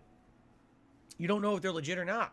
And, I also had another situation where when I was on Twitch and I took one of their sponsorship opportunities, it was for a small indie game. I think it was called like... Who does that, Hermit? Which I have no idea if the game ever fully released. Exactly. But it was from an indie company. Silver Cyborg. And I tried it on stream. I thought it was all right. I didn't love it, but I didn't hate it either. I wasn't going to sit on there and crap on it. I thought it was an okay premise for a game. And I was curious to see what the full game was going to be like because I wasn't provided with the full game. I was just provided with this like demo. So I do the sponsorship opportunity. And a bunch of my trolls and haters go to their Twitter and their Discord and say, did you know darksydephil's playing your game? And this guy is, here we go again. You ready? I mean, I'm going to start, you know how George Carlin, he had his list of words you can't say on TV. I'm going to make up the list of egregious acts that darksydephil has apparently done. So let's see. but we can say though, like, yo, I swear to God, this dude, like, his humor, like, it's fucking retarded. Let's see. Ready? He's a racist. Yep. He's a sexist. Yep. He's a pedophile. Yep. He's a groomer. Yep. He's a scammer. Yep. He's a grifter. Yep. He's a beggar. Yep. He's a loser. Yeah. All true. Ready? Racist. Yep. Sexist. Yep. Now I already lost it. What was Oh. it? Racist, sexist, pedophile, groomer, scammer, grifter, beggar, Yep. loser. Yeah. All right? I have to memorize these. Yeah. Because these are the big 8 that they say all the time. Yeah. And thank you for doing that, because now I'm gonna make a little clip and then I'm gonna put in clips from your own stream to prove those things. Thank you. That's what I do. That's my specialty, DSP, to take the shit that you say and then contradict it with the shit that you've said before. Okay? So, of course, they go over there and they say, here's what Phil is. And let's show them all the evidence. And what do? They go back to the clip from 2010 as if this was yesterday. And they Dude, we could go right now. Okay. Let's go back. Let's go back. Let's go fucking back. Oh my God. Oh my God. Oh my God. full content for you guys, not me Hold shilling. on. But in addition, as you know, I have a large troll element. Likely, if I tried to take on a sponsorship, they would try to ruin it for me, whatever. It's just such a big mess of stress that I don't need. Right now, we want to go. Doing the content I Let's love, and you go. guys support it via crowdfunding and the like, then I'm good with that. And that's how I'm operating as a business right now. Okay, but especially if you're a small-time creator, okay? Did I go back too and far? you're getting offered opportunities. Hold on, I went too far. To make money for content. You might say, this is I'm hitting the dream, right? Like, this is what I want. This is amazing, and maybe I can do what I love, right? But what's happening now is kind of similar. You know what this reminds me of? About a decade ago on YouTube, people wanted to make money on YouTube, and a lot of people didn't have the ability to do so on their own. Oh, come on. There's no way I went that far back. In a lot of cases, it appears to be a scam. Allow me to explain. I'm going to read it here. A warning about seems not to be any concern to him. I would not ever fully released or ever made any money, but it was from an indie company, and I tried it on stream. I thought it was all right. I didn't love it, but I didn't hate it either. I wasn't going to sit on there and crap on it. I thought it was an okay premise for a game, and I was curious to see what the full game was going to be like, because I wasn't provided with the full game. I was just provided with this like demo. So I do the sponsorship opportunity, and a bunch of my trolls and haters go to their Twitter and their Discord and say, you know darksydephil's playing your game, and this guy is, here we go again, you ready? I mean, hold on. Let me get Pig Go ready. Let me get Pig Go ready. I know I went way too far. I'm sorry. We're gonna get Pig Go ready. We're gonna do this live, ladies and gentlemen. We're gonna do this live on stream, ladies and gentlemen. We're gonna do this shit live. Motherfucker. We doing this shit live, baby. Live. We're doing it live. We're doing it live, baby. Let me get this set up. Let me get this set up right here. Okay, let's see here. All right, is this it? Let's see if this is the one. There we go. We're gonna do this live, all right? We're gonna go ahead.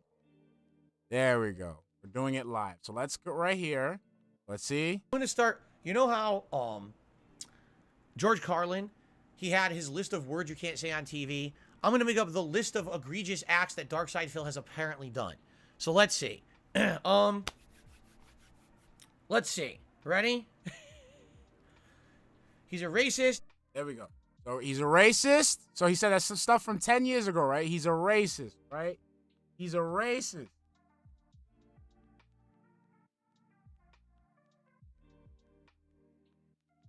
Right? He's a racist. I hear you're a racist, Phil. Come on. Let's go. Here we go. He's a no. Let's go back a little bit further. You know, he's a racist, right? All right, here we go.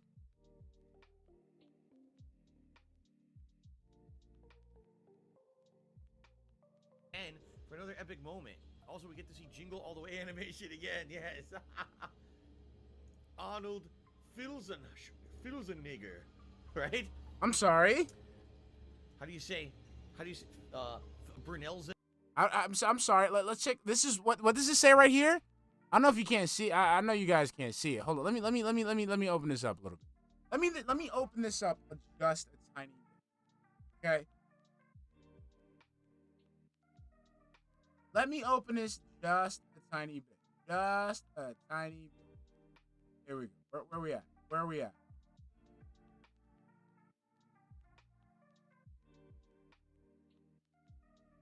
Just a little bit. There we go. There we go. I'm gonna take this part. I'm gonna go like that. I don't know if you guys can make okay. Okay, this was a year ago. A year ago. A year ago. Belnelzenegger? No, let's go back. Let's go back. Finish it again, yes. Arnold Filzenegger, right? Arnold Filzenegger, right? I mean, come on. Come on. So wait. Let's keep going. Let's not stop. Oh, we got so much more. Wait, there's more.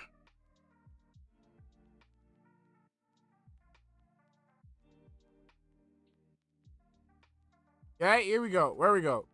Slave trade. No, I want slave. Where's last stop? All right, here we go. Let's look in that. Let's look that up. Bring it back. All right, boys, prepare the slave trade. We're selling her right off for profits. I'm sorry. Wait. Let's go back.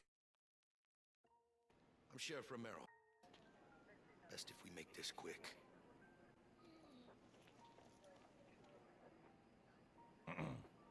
All right, boys, prepare the slave trade. We're selling her right off for profits. Okay.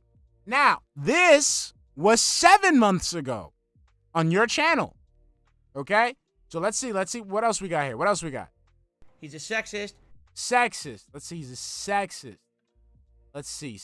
What y'all got for me for sexist? Sexism. What we got for I'm not pretty sure we heard some sexist. Let's see. What yesterday? What we got yesterday? What we got yesterday? What we got? Let me see. Oh, wait. Hold on. See if I can find it. Nah, that's not it.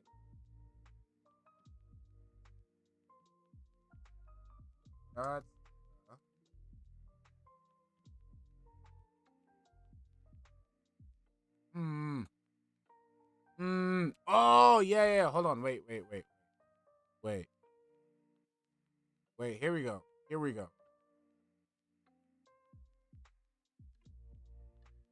we go. Oh, here we go. Like, wait, let's see right here. I don't care if I get clapped. We need to hear it. Right? A woman who's over-sexualized Hold walks on. into a library eating chips. Hold on. Seriously, today would all these ads be canceled?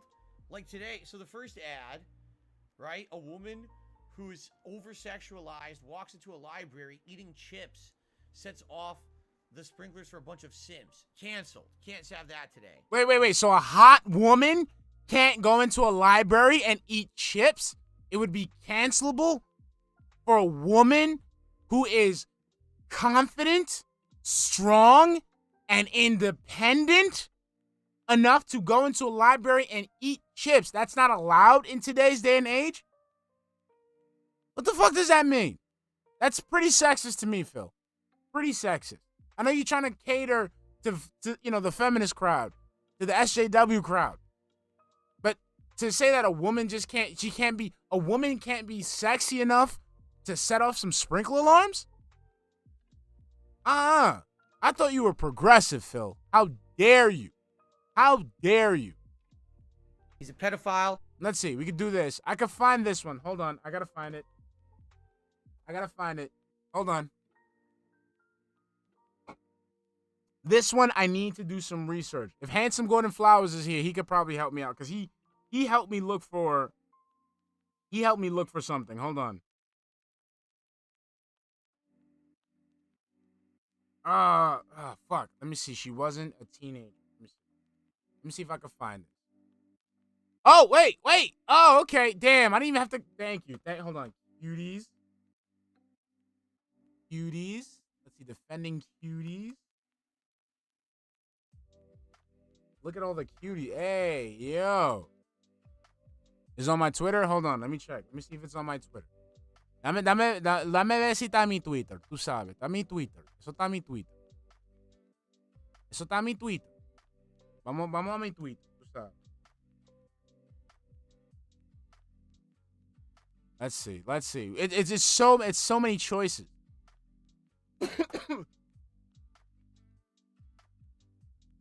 Hold on, let's see. Log in. I want to log in. Oh, so we're gonna get to cuties. But there's something. There's one. The handsome golden flowers.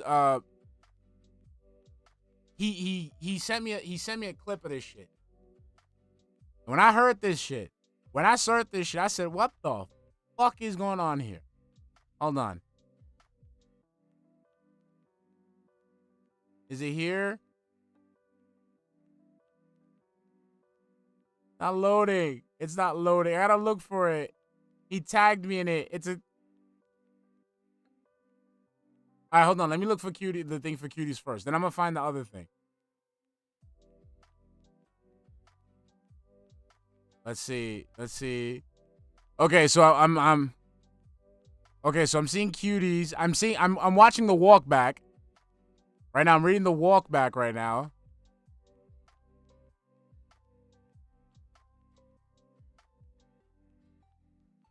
Oh, cuties, movie cuties, surrounding Netflix cuties.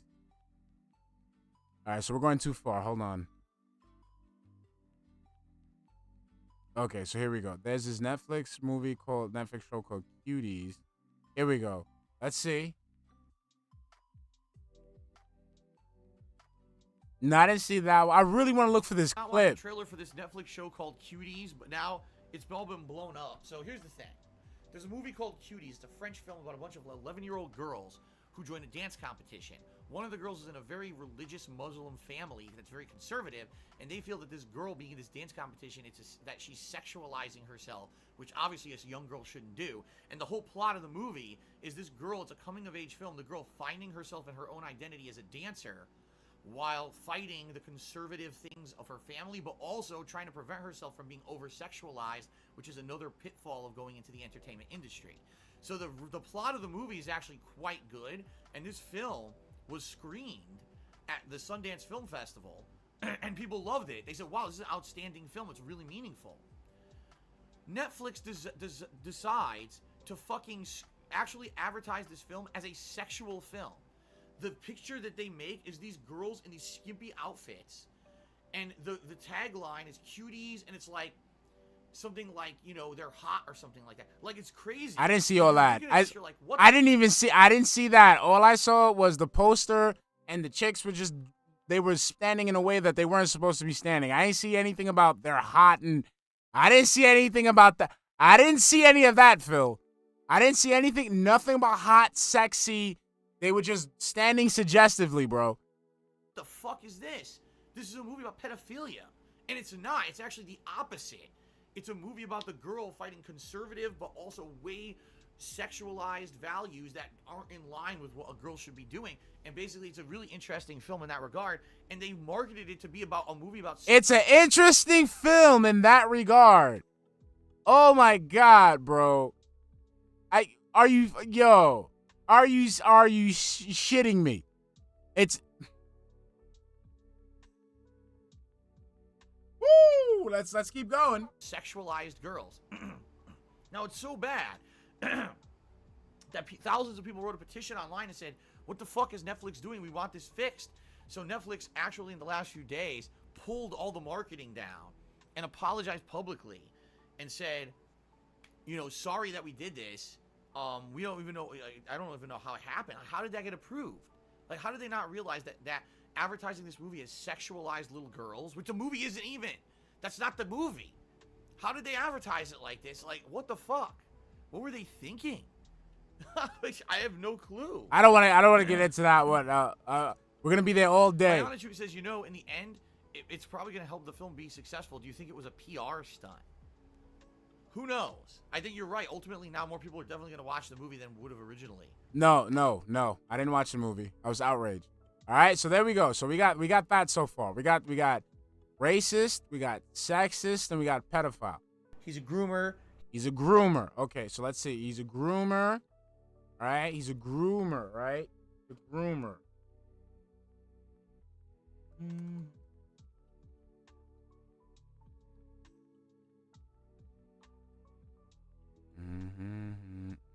All right, condition.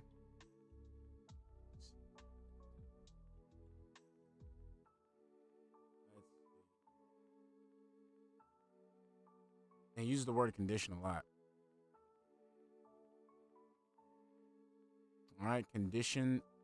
Let's see, threat. Have a condition. No, it was before the react. Let's see. It was before all of this. But he's like, I have to condition my audience. It was before the query.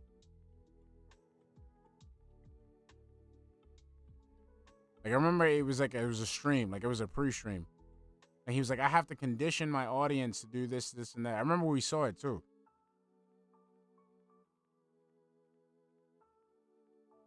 Let's see. They cut it. Basically try to condition you guys.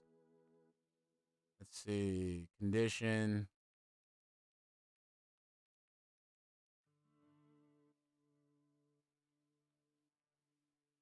God, he uses that word a lot.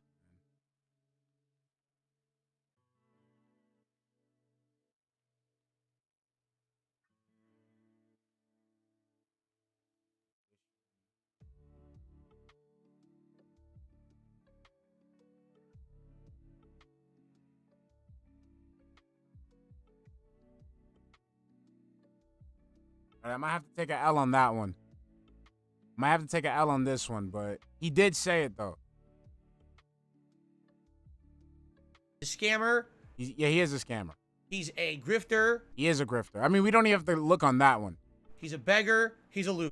He did that, and he's a loser because he's been doing this for 15 years and he's still begging. So we don't have to go on that one. Alrighty? Racist. So racist, we got that. We got 2 of those. Okay? Sexist. We got 1 of that. We got 1 sexist. We got 1 sexist claim. I already lost it. What was it? Pedophile. Racist, sexist, pedophile, Pedophile. groomer, scammer, grifter, beggar, loser. As soon as I can I have find to this, memorize these. as soon as I can These find are the this big clip, 8 that they say all the time. Okay? as soon as I can find this fucking clip, Phil. As soon as I can find this clip. Handsome Gordon Flowers, if you hear it, I need you to send me that clip. It was a clip from Secret Limited that you clipped, and it was one of the DSP's top 10, top worst gaming moments. But it was a clip that really made me go, what the fuck? Why did he say that? Let me see if I can look for it. Give me a minute, guys. So, of course, they go over there and they say, here's what Phil is. And let's show them all the evidence. And what do? They go back to the clip from 2010, as if this was yesterday, and they send them that clip and say, this is who Phil is. They go to my moniker, the King of Hate, and they say, see, he's a racist. He's full of hate. Even though that's not what it meant.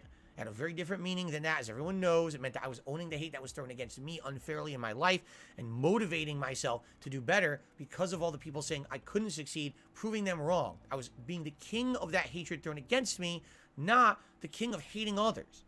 But no one ever wanted to go that far to understand what the mind. No, nobody wants to go that far. Nobody wants to go that far. Suck a dick. Nobody wants to go that far. Nobody likes you. Shut up. You smell like ass. Like, for real, bro. Nobody likes you. All right, so we're going to go here. We're going to go to Twitter. Go to Twitter. We got it. We got it, baby. We got it. No. Where's the tweet? Where's the tweeter? I need the tweeter.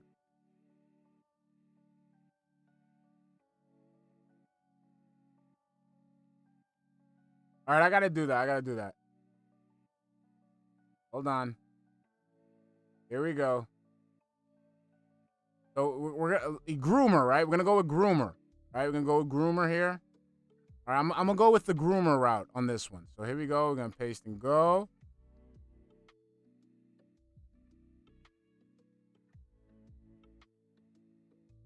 All right, here we go. No, what the fuck? No, No, I wanna fucking. Hold on. Hold on. Right, here we go. I dribbled off at my it got all over my fucking leg. Let's continue. Klaus Mystery, thank you for the 25 Mexican peso super chat, hun. Phil made ass joke when he was playing Ocarina of Time 3D. Oh, wow. Wow. So hold on. Let me see here. Gotta take this video. Hold on. The thing won't. Is it muted?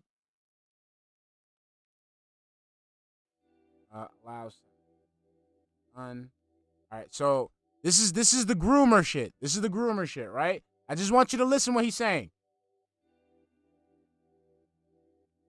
Well, Leanna looks like when she gets drugged by the paramedics for her mental illness. Well, I think we know who put that one in. Holy fuck. Off to Seattle, ditching my family and friends for a teenage girl. There you go, even though she was not a teenage girl when we moved. I'm sorry, what?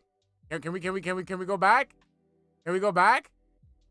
Can we go back to that? Let's see. Teenage girl when we moved. I'm sorry, one more time? Girl when we moved. No, she was not a teenage girl when we moved. Girl, I'm sorry? There you go, even though she was not a teenage girl when we moved. Teenage girl, there you go, even though she was not a teenage girl when we moved. Teenage girl, there you go, even though she was not a teenage girl when we moved.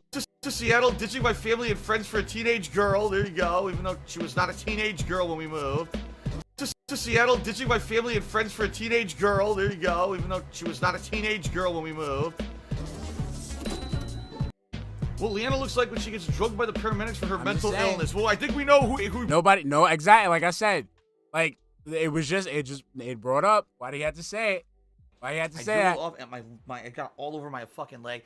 Let's continue. Klaus Mystery, thank you for the 25 Mexican peso super chat, hun. The DSP also made a sex joke in Mass Effect 2 about a minor. Wow. Wow.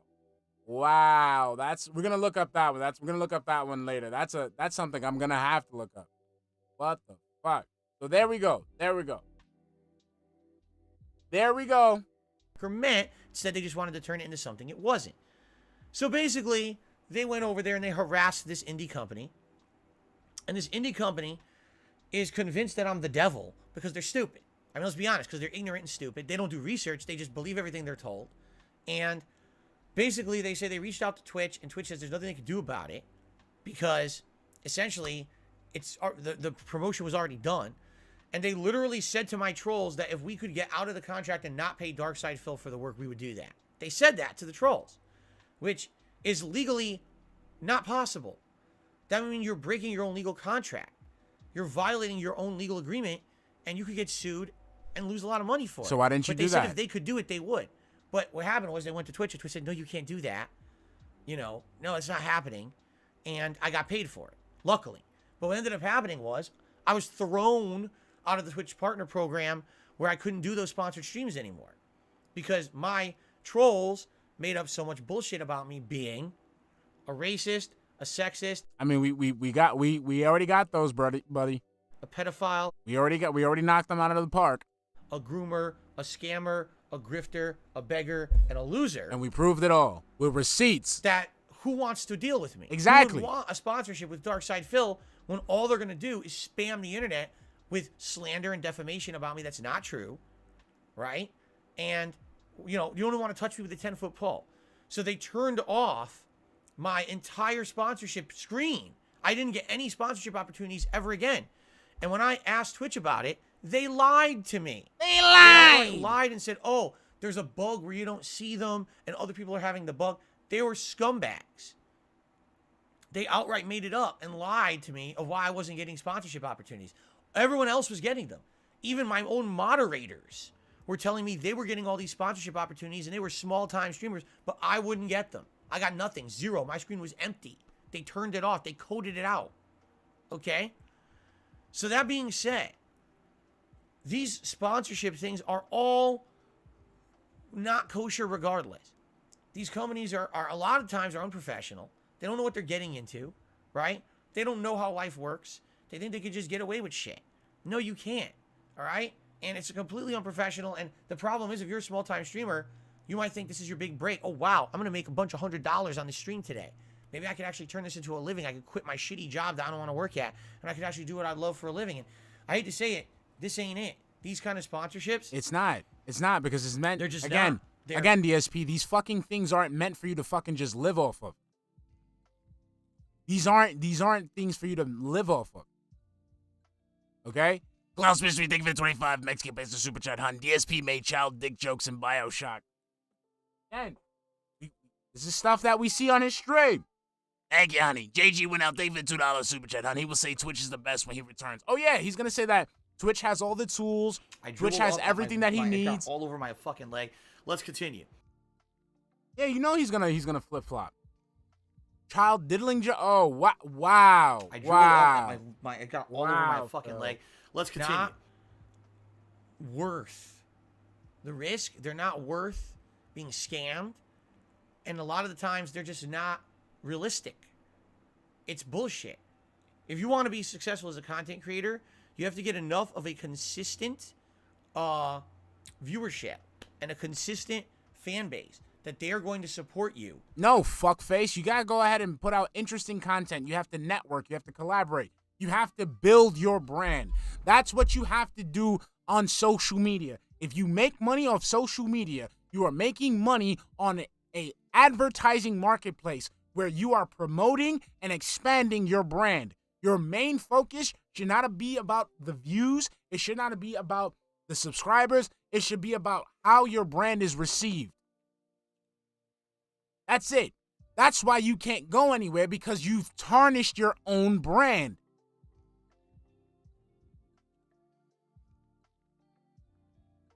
That's why people get canceled, because companies don't want their brand tarnished. That's how it works. And that's step one. Then step two, if you want to try to take on sponsorships in addition to already having consistency and you can do it for a living, that's different. But just to say, oh, I'm going to make a living on these sponsorships that randomly come in, whoa. No, because number one, you never know how long they're going to last. You don't know how consistent they are, right? Yeah, but again, that's you having that 9-to-5 mentality. Like, these people are supposed to take care of you forever. That's where you fuck up. You're not supposed to just bank on these people. Hop off the teat, my guy. Go away at a whim. But on top of that, you don't That's know crazy, who's trying Klaus. to mess with you. Like, it sounds to me like 1,000,000%, a lot of these stream element sponsorships, not all of them, probably a lot of them, are scams. Someone trying to get over and get free promotion without ever paying you for it, right? Brett messed up. So be careful. Be very, very careful with what you agree to, what you accept. You have to be sure Hey, straight that for 205. How you doing, basically baby? going through all the proper steps to protect yourself. Read that contract before you do it. You know what I'm saying? Yes. You got to read that contract. You have to be careful. You can't just accept that it's going to be everything it's supposed to be at face value, right? So that's unfortunate. And I hope that people read that story and, you know, realize that you know, sure, maybe if you get a sponsorship like that every once in a while, that's the icing on the cake, but don't put all your eggs in one basket and think I could be a sponsored streamer constantly and I'm going to make a living doing this, because you make some bad decisions and then you end up getting screwed over, right? Just like you did. Just like you did. Okay. That's really all I got this morning. Shout outs. So I'm going to do some shout outs. Yeah, baby. Start off today on the YouTube side of things. We had Yuri, who became a channel member at the super supporter level earlier. Fuck Thank you, Yuri. Yuri, for that. I really appreciate that. And then we had Judante,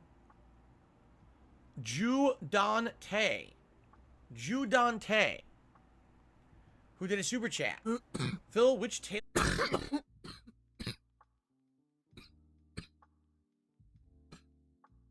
Excuse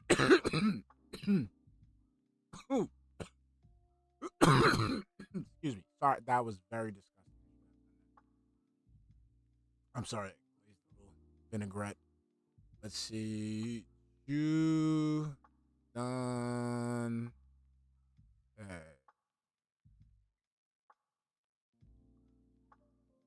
Okay, so that's an iced coffee sock. Okay. game would you like the most? Oh, did you like the most? Would you like to play the Tales of Symphonia remaster? No. Out of all the Tales games that I've played and I remember, Tales of Vesperia. That one I played before I was a YouTuber. It was a time period in 2017 when I was trying to get back into, well, I think it was either 2017 or 2018. I can't remember exactly which year it came out. Wait a minute. I'm completely misspeaking here. Allow me to try this again. All right, that was completely wrong. It is Tales of Vesperia, but it was either 2007 or 2008. Excuse me. Before I ever became a YouTuber. This was a year when I was trying to leave the competitive Street Fighter scene and re-immerse myself in the realm of console gaming. And I decided that I wanted to play a bunch of different kinds of RPGs. In that 1 year, I played BioShock, I played Mass Effect 1, I played Blue Dragon, I played Tales of Vesperia, I played Lost Odyssey, all in 1 year. Okay? So, I really like Tales of Vesperia. I like the art style. I actually like the action-based combat of it. And the music as well. I liked it so much because it really looked like an HD anime that I was interacting with. I liked it so much that I ended up like getting every achievement in the game. I grinded out and got every achievement possible in the game. Because I liked it that much. So, excuse me. I would say Vesperia is my favorite. Now, over the years, I played others. I tried the Tales of Symphonia re-release. I think was on PS4 at one point.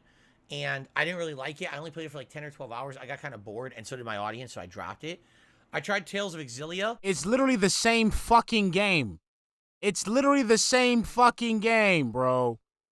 The same fucking game. Same fighting, same art style, same, I think like fucking Vesperia has like 1 or 2 mechanics in it that's new, but it's almost the same fucking game. I played the first one, and I thought it was all right. And it was actually one of my first long-form JRPG playthroughs ever, so people enjoyed it. But when I tried to play the sequel, it didn't work. It was very boring and repetitive and reused a lot of the assets from the first game. So I didn't like it as much as the first one, and that one I actually dropped, okay? Ooh, excuse me. So... Go fuck yourself, Phil. Go, like, really, go fuck yourself. Go, I hope everything that bad happens to you from now on. I've said it a lot, but just because of that, I just feel like I definitively hate you now.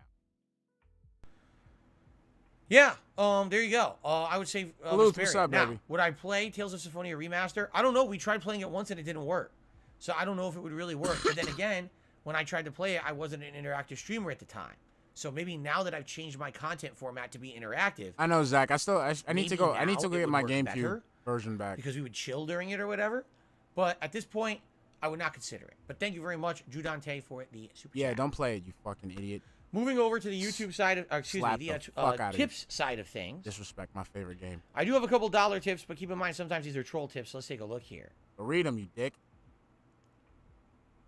My nose itches. If it starts getting a little too corny, so someone to the dollar said maybe we shouldn't rely on a few people to gift bomb hundreds of members a month. I mean, it's a valid point.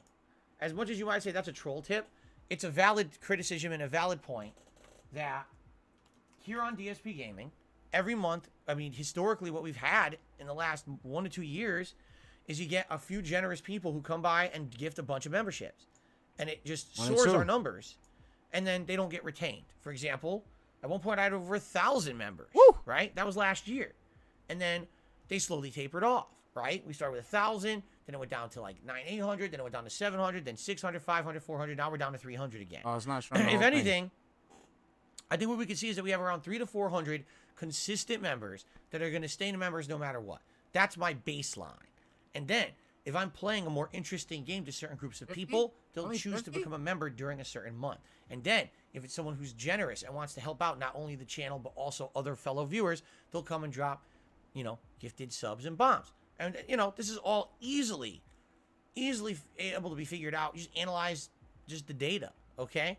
So I'm not stupid. I've actually said to you guys, I feel that here on DSP Gaming, I have 1,000 hardcore fans.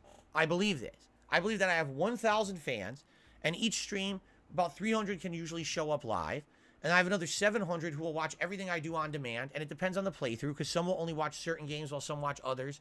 But I feel like we have I have 1,000 really supportive, solid, hardcore fans here on DSP Gaming. And that is amazing, because that 1,000... So how come it doesn't show? How come it doesn't show, when you have the on-demand stuff? Hyphen Cypher. You, honey, you're the best, but just be careful, because the glaze gets everywhere. Hyphen Cypher, thank you for subscribing to the channel. Welcome to the stream.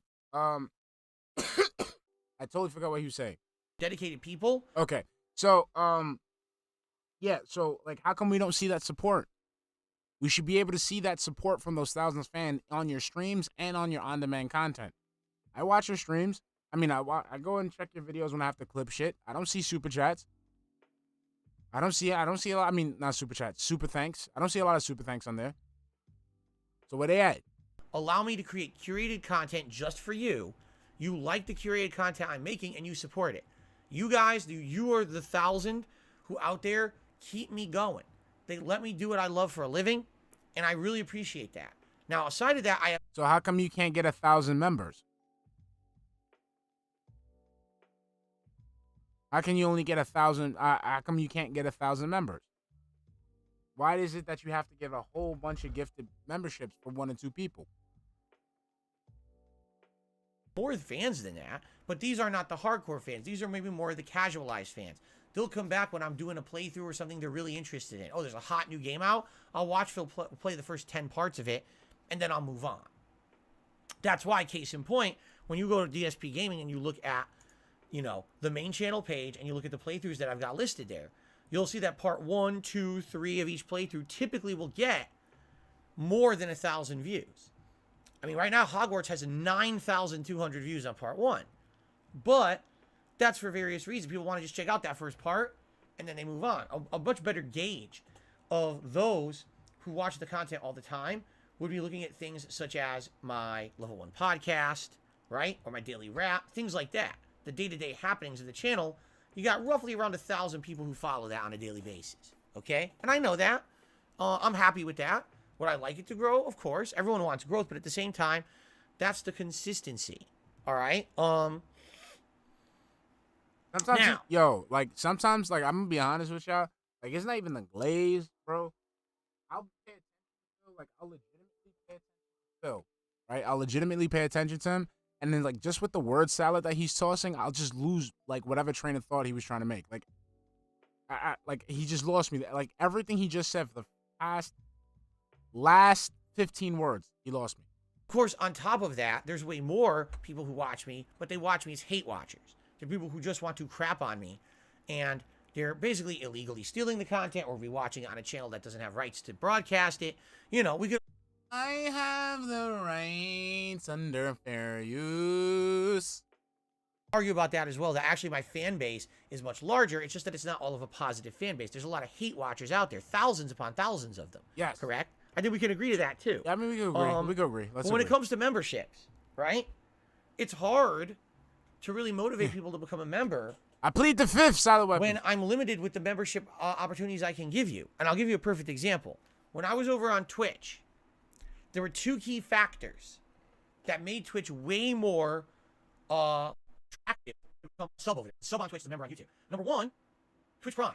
It was a no-brainer that if you had a Prime membership on Amazon, you get a free Twitch subscription every month, and if I'm someone you watch, you give it to me. I got a ton of Twitch Prime subscriptions over there. Hundreds, no exaggeration. Hundreds of my subs over there were Twitch Prime. Just imagine if 200 extra people every month here were members. This would be 500-600 every month, which is what I had on Twitch, incidentally. That's number 1. Number 2, they allow you to use content from someone else's channel on someone else's. So, for example, if you subscribe to Darksydephil on Twitch, those emotes carry over to someone else's channel. So now you could be watching Asmongold. You could be watching a Street Fighter player, and you could toss in my emotes into the chat, and everyone get a rise of, oh my god, it's Darksydephil, look at that stupid emote, right? People liked doing that. So that was more incentive to actually become a sub. Over here, YouTube, sadly, very sadly, limits what you can do with a membership. I made memberships cheaper here because I did feel that the value of memberships wasn't as good on YouTube as it was on Twitch, and therefore, that's why I lowered the price. On Twitch, it was $5, here it's $3.99, okay? But I can't make YouTube catch up to Twitch and make it more appealing. I just can't. I don't know how to do that because I'm giving you I'm actually giving you more features here on YouTube than I did on Twitch. I'm giving you the ability to have priority for Ask the King. I'm giving you priority for nominating and voting on things for special events. We didn't do that on Twitch. I give you more features here, okay? So there you go. But I can't do that. So with the limitations that I have on YouTube, there's not much I can really do to make memberships more appealing. So I knew moving from Twitch to YouTube, I was immediately going to lose that level of support, and I have. On Twitch, you making the same kind of content I make today, I consistently had anywhere from 600 to almost 900 subs every month. People would actively renew because they liked it. Well, as soon as I came to YouTube, I lost probably, arguably, 500 to 600 of those ongoing supporters every month. And that amounted to, no exaggeration, thousands of bucks. And that's not good. You know, that's what I've been struggling with for 2 years. I went from making this much on Twitch to this much on YouTube and trying to make up for it with people supporting in other ways, like more super chats and tips and things like that. Where do you think the tip scrolls came from? My butt? No, they came because I needed to kind of make up for the fact that I had lost so much on Twitch. Or leaving Twitch, I should say. Okay? So, yeah, I agree with you. We shouldn't be relying on 1 or 2 people coming to this channel every month and saying, oh, I'm feeling generous. Let me drop a bunch of memberships on Phil this month. You're right. But number 1, I don't control that. And number 2, I'm doing everything I can. I'm getting feedback. I'm trying to give you what you want. And if that still doesn't convince people to become a YouTube member, all I have to say is that it must be YouTube. Right? If I was on Twitch doing the same thing I'm doing now and I had 900 subs, but I'm here on YouTube doing the same thing and I can only get 300, where's the difference? Where I'm streaming. That's it. You know what I'm saying? So, There's not much else I can do. I'm sorry. I want to do better. I want to make these goals appealing to you. I want more people to become members, obviously. But if I can't, there's no YouTube Prime. There should be. If you're a YouTube Premium member, you absolutely should get a free membership to get to any channel. They don't do that. They absolutely should have carryover. Emotes from this channel should be able to be used on someone else's YouTube channel. They don't do that. I can't make those features happen. I don't run the site, you know. But I'm not going back to Twitch after the way that they treated me. That'd be like ridiculously stupid business decision. So it is what it is. You know, we deal with it. So hopefully, you know, long term, people will want to become members more here. Or maybe what'll happen is more people will say, you know, we get a lot of benefits from being a member on DSP Reacts. So even though I don't want to be a member on DSP Gaming, I'm gonna go over to DSP Reacts and become a member there because we get a ton of control over that channel and good interaction and everything there, and that's valid. That's worth it, right? So there you go. There's not much else I can do about it. You know, we get it. We don't. I'm not gonna harp on it. But you're right. It's a valid criticism. Every month it seems like we hit the goal because someone comes in and is generous and gets membership. Correct. But I don't know how that's a statement of anything. Like, that's if anything, that's a statement of the shortcoming of YouTube than anything else, right? I don't know what else to say. Okay, continuing on. We done? This is $1.30 tip. Hold on. Well, we got 17 minutes. Come on, baby. 17 minutes. Okay, I got a giant thing to read here. It's $1.30 tip from an anonymous tip. It's a giant paragraph, so bear with me while I update this and I gotta read it. There we go. Would you consider bringing on the person who edits your shorts into a more full-time position in your business? Because I feel like they've edited your gameplay videos into more digestible videos, such as editing out the boring parts and making them a lot less redundant. With that said, are you considering consolidating the gameplay uploads just like you're doing the React content? Consolidating the gameplay uploads just like you're doing the React content. What does that mean? I understood the first half of the statement. The first half of the statement was, you have someone who's making YouTube shorts for you. The YouTube shorts are good. We like them. Would you consider bringing them on? Maybe, you know, hiring them, right? To do, I guess what they're kind of saying is to do edited style content for you, like to do montages, to do this kind of stuff. So I guess that's the first half of the question. I don't understand the second half, which says, are you considering consolidating the gameplay uploads like you're doing on the React content? What does that mean? That's what I'm confused about. How am I consolidating uploads with the React content? I'm not.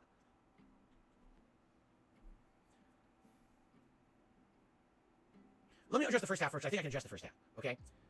First of all, as you know, I have to be incredibly careful about talking about anything because my trolls.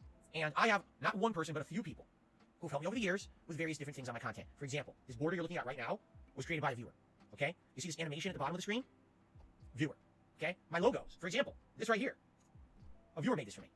Phil, why don't you make your own stuff? Because I don't have the know-how. I don't have graphic design experience. I don't have programs to do it. I don't have time to do it. I put out so much content for you guys. I don't have enough time to sit around doing that stuff. You know, I'm a one-man show here. So I'm very appreciative, all right, of people who support my content in other ways than just financially. Because there's some people who support financially, and that's super duper appreciated. But these people who do this kind of stuff, it's just as important, if not in some cases, even more important. The lighting behind me was a fan who gave me this LED lighting and said, just on a whim, try it. And I had no confidence it was going to look good. I turned it on and look how good it looks. Now my streams look way... I do everything myself. The only thing I don't, the thing that's not mine right now is the music that's playing. This is from a YouTube playlist, YouTube video. But mostly almost everything that I make, I do it on my own. There's no excuse, bro. And for someone like you who has the money and the resources, and you should have the experience to create this type of stuff, it's pretty fucking sad that someone like me is able to pick up an iPad and make shit that blows your shit out of the water. And it doesn't even take that much. Look, I took a couple of your shit, posted it, tweaked it a little bit. I took your wife, posted her, tweaked her a little bit, and boom. Easy. Easy. Fucking easy. And it's way better than the shit that's bull bitch, whatever the fuck his name is, puts out. Easy. Better than they even should, right?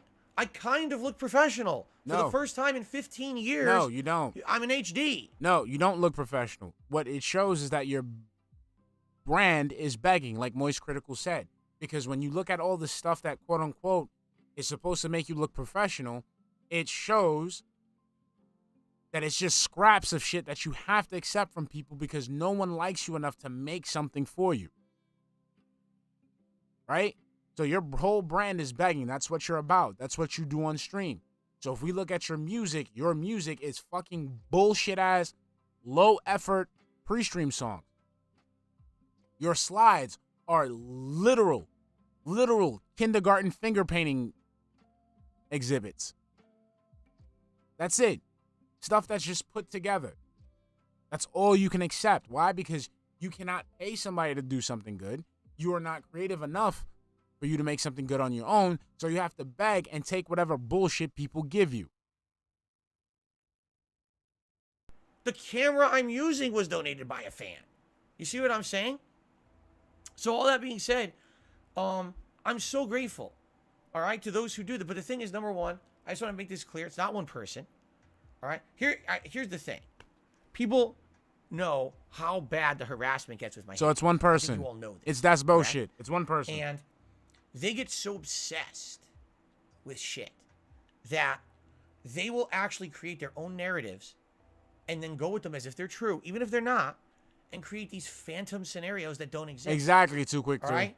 They truly believe, I'm not kidding you, that the vast majority of support that I get financially on my streams is from one person. It is. They actually... It is. Thank you for confirming it. You're confirming it. It is. We already know. We have the fucking receipts, bro. Believe that. It used to be, they thought that it was Darth Vidar Viking, right? When he used to be my moderator. Oh, it's always him contributing. Then all of a sudden it became, oh, it's only iced coffee.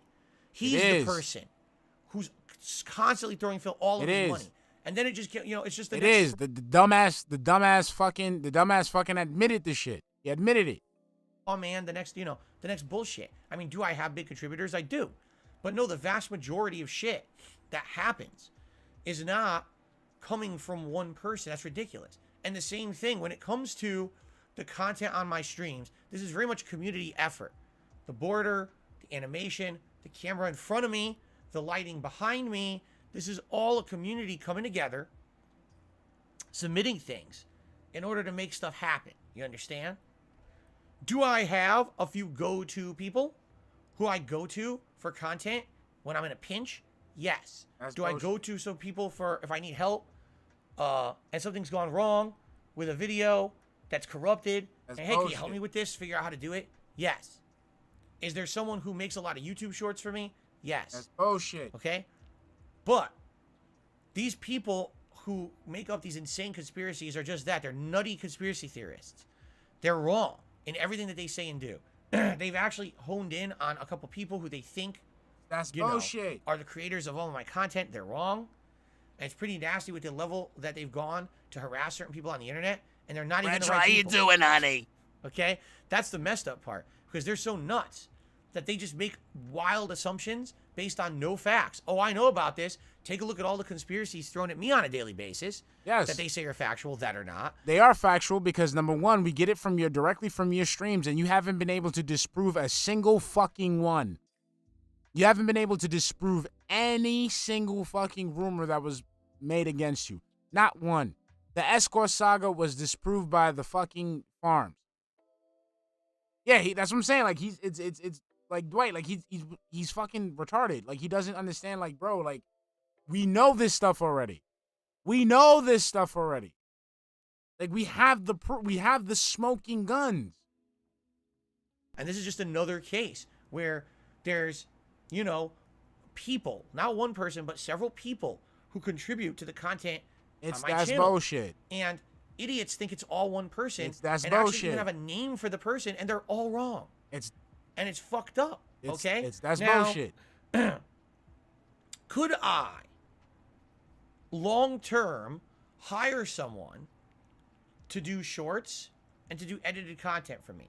Yes, I could. Okay? Now, has there ever been a discussion? Well, that's for me to know and for you not to know because it's a business discussion. Again, you don't have to bring this shit up, you idiot. Like the fact that, again, you throw out the fucking feelers for us to go and find this shit. We know that's bullshit. We see his mannerisms in the way that he creates his content and your Oblivion shit. We know it's him. Again, you're saying all this smoke screen shit. Like, again, you're putting up smoke screens, and it's not stopping people from seeing what you don't want them to see. It's letting people know that there's something there to see. Period. Stop doing that.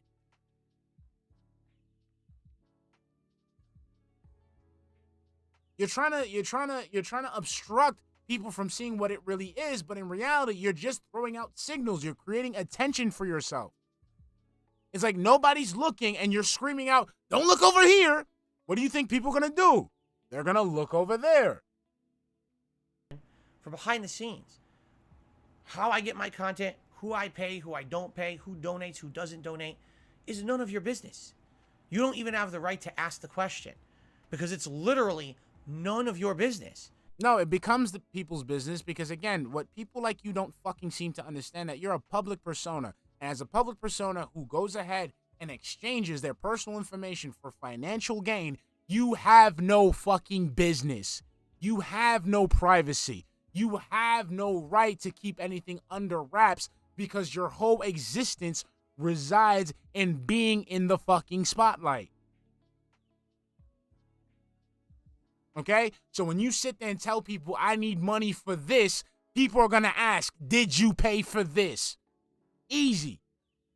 You don't own and operate this business. You have no... We don't own and operate shit. It's the point of the fact that you're a public persona and we have the right to know because you made it your mission for us to know about your stupid life. In it, you know, you're not the one making the content, right? So what does my arrangements with people have to do with you?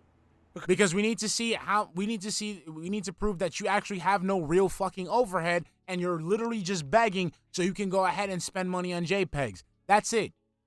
You submitted a $1.30 tip on my stream. You think that I'm going to tell you who it is that makes my content and if I pay them and what? You already did. You already did. You see, that's what I'm saying. You already did. You dumbass. You already did. I pay them. You're out of your mind, okay?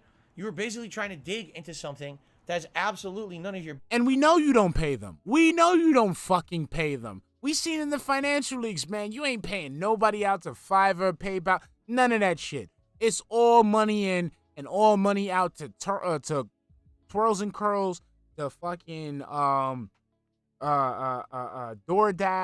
to Scopely. We know this. We know this already. Business, all right? Are there people who I've paid for things over the years? Yes. Are there people who submit things for free? Yes. We know that. Is it any of your business? No. No, it becomes our business because you tell us. You tell us. Should you have asked me that question? No. So, in general, here's a summarized answer. Okay? DSP Gaming and now DSP Reacts is a community project. It's the work of many people together. I'm incredibly grateful of those of whom put in together a ton of work to help my content look better. All right? And it still looks like the same shit you've been having for years. That's the crazy thing. I'm pretty sure you've been cycling people who've been giving you shit, and it still all looks like crap. It's never improved. And whatever arrangements I have with anyone is my business, not yours. And that's that. Why on earth would I speak of it any further than that? Because if we already know that the nut jobs out there... Okay, so my thing is, this is the point that I'm saying. If you already know of the nut jobs out there, why do you keep opening your goddamn fucking mouth? Shut the fuck up. We got 9 minutes left on this shit. Shut the fuck up. Okay, that's it. It's none of your business. Done. Move on to the next thing. Will fabricate an entire situation around it, making stuff up about who they think is the person who makes content for me, and then they systematically harass that person off the internet, even though they're wrong with no evidence that they were the person doing it. Can you imagine? Can you imagine how they would react if they actually got information about who are the real people? We have the information already. You know, do I pay them? How much do I pay? We know you don't pay them shit. Forget it, right? Nexus Galaxy, thank you for subscribing to the channel. Welcome to the stream, baby. No, you get no information about that, and it's none of your business, and you have no right to ask it. Stop it right now. That's bullshit. Right? It very much could have been an innocent bullshit. tip. Just trying to, you're interested, but that's the thing. You have to understand that I can't talk about that shit.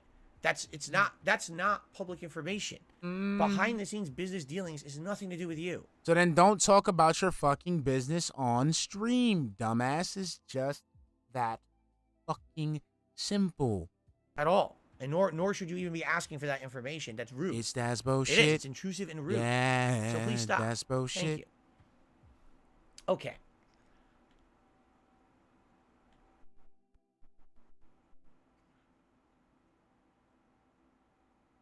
So now this person did $1.30. This person's all over the place. Listen to this. What I meant by consolidating is paying an editor to take a 40-hour playthrough, but just make it into 4-hour-long videos of highlights, so it's less video spam. It's easier for people to watch in the long term. Also, is Oblivion getting sent to the Shadow Realm finally? I hate to say it, but the stream put me to sleep in seconds last night. The game has to go. All right, you ready? Here's my response to everything that I have to say about you. Ready? Ready for this? No. We also have to say this as well, okay? Stop it. Get some help. Okay. Thanks for the tip. Carrasco, I believe that a super sticker. Yes, a super sticker. And that was just a super sticker. I didn't say anything. It was a super sticker. Thank you, Carrasco, for the super sticker. I appreciate that. Oh my God, 6 minutes. Come on. Come on, I don't want to rage quit. Come on, baby. Right. There we go. Come on. All right, so guys, we're just about done with today's podcast. Yeah, we're If done. anyone else has a question or concern, No, or something no, please no. open it up for a minute Come on, or two, wrap it up, wrap it up. And we didn't really have time, but if you guys have anything, please throw it my way now. Let's try to do it quickly, okay? Nah. Come on. Very good. Got 3 seconds. I mean, 3 minutes. 3 minutes. Do I like Crash Bandicoot? Yes. Yes, I enjoy the games. It's our stream. We are a community. Well, I like to think of it that way, considering the fact that if you guys weren't here, I'd be sitting here talking to myself, right? Imagine if I was on stream right now and I was 0 viewers. I was just literally just speaking to myself. Then that wouldn't be much of a stream, would it? So yeah, it's definitely a community stream, right? Almost there. No, I do not own a Steam Deck. What's my favorite topping on a pizza? It depends on the pizza. I like so many different things, you know. When it comes to meat, either sausage or pepperoni is probably my favorite. Veggies, I like green peppers, olives, chunks of tomato, that kind of stuff, onion. I've had a veggie pie, it's amazing, but I've also had a meat lover's pie, it's amazing. And yes, I like pineapple on pizza as long as we have it in addition to ingredients that go with it, like Canadian bacon or ham, it goes well. By itself, or as an ingredient on another kind of pizza, I don't like it. Hello, Green Goblin. Hello, Guts. Guts, I don't know anything about the Metro Prime Remaster physical sales situation besides someone says that people are scalping them, which is to be expected. This is no big deal. There you go. How am I? I'm doing all right on the Ice Coast. I'm doing all right, I would say. Well, I played classic games on the Switch this year. Like, literally, that's what this was. Like, literally, that's what this is right here. That was my idea. To challenge my game to hard or difficult classic games in a marathon. And it ain't working out. So there you go. When Billy says it's painful playing dead fighting games, oh, I know. Considering I love old Street Fighter and I can't seem to get into the game with it. Come on. Do I think people are getting tired of superhero movies? Yes. At one point, every superhero movie coming out by default would do well. Now you got movies like Black Adam. That's all I see, Great White Hype. Burnout. Do an estimate on Nintendo will open new consoles to Magneto? No, I don't work for Nintendo, nor would I care to speculate, because those guys are nuts. Let's see here.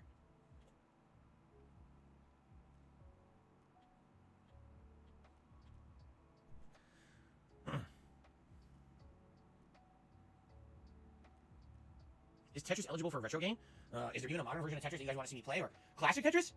Like I could play classic Tetris. I think that's on Switch Online, isn't it? But I don't know how much fun that would be. That'd probably be fun for a little bit, but I don't think that'd be something you want to watch me play for more than a few minutes, right? Metal 1991 says I should really replay Mario 3. That's the only classic Mario game I never revisited. Yeah, wasn't it? Isn't it true that over 10 years ago, I did Super Mario 3 and Super Mario World as co-op playthroughs with John Rambo? Like he came over on Saturdays and we did them together. But that was over a decade ago, right?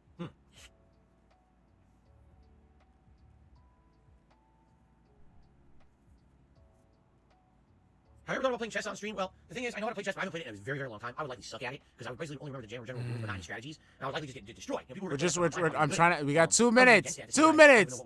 We're just. What versions there are, anything like that. JJ says, if you do actually work with them to get their shit in order, would you leave your? All right, when it hits 1 minute, we gotta. We're gonna do a New Year's style. New Year's style countdown, ladies and gentlemen. Yes, I own a PSP and a PS Vita, and I barely use both of them. Would I ever play a poker game? Maybe. I'm not, again, poker, I know how to play it. I'm not good at it, but it would be fun to maybe try. But again, you would think that people who play that stuff online are probably good at it, and they should wipe the floor with me, right? Pickle Nipple did a $2 tip. What a great name. I don't know anyone who has more range detractors than you. I haven't heard any of the trolls say I haven't heard any of the YouTubers say trolls contacted a car shop or an electric company to get their information. They need help. Here's the thing, I don't even have to say anything. All I'm doing is reading your message. That's all I have to do. I literally don't have to respond. I'm just gonna say thanks for the $2 tip. I don't have to continue saying a word, because the statement stands for itself, you know? I don't even have to agree or disagree. There you go. Okay, guys, let's end the show. Thank you for watching. And now, by the way, it's time to sit back and relax. Now we can finally do it. Here we go, guys. Oh, yeah! Wait, hold on. No, we gotta suffer. All right. Gotta suffer. Hold on. All right. Go. Nipple did a $2 tip. What a great name. I don't know anyone who has more range detractors than you. 9. I haven't heard any of the trolls say they're 7. I haven't heard any of the YouTubers say trolls contacted a car shop or an electric company to get their information. Bro, Wings can't get a job, bro. Here's the thing. I don't even have to say anything. All I'm doing is reading your message. That's all I have to do. I literally don't have to respond. I'm just going to say thanks for the $2 tip. I don't have to continue saying a word because the statement stands for itself, you know? I don't even have to agree or disagree. Your wife can't stand up by herself. There you go. Okay, guys, let's end the show. Here we go. Thank you for watching. Here we go. And now, by the way, it's time to sit back and relax. Now we can finally do it. Here we go, guys. Oh, yeah.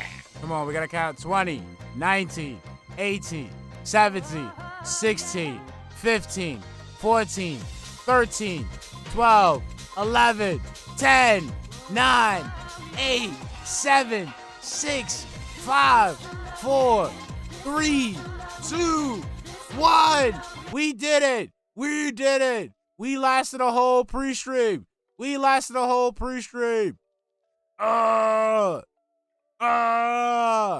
Okay, everybody, lower. I'll give you 5 seconds. 5 seconds to lower your volume a little bit. Volume warning in 5, 4, 3, 2, 1.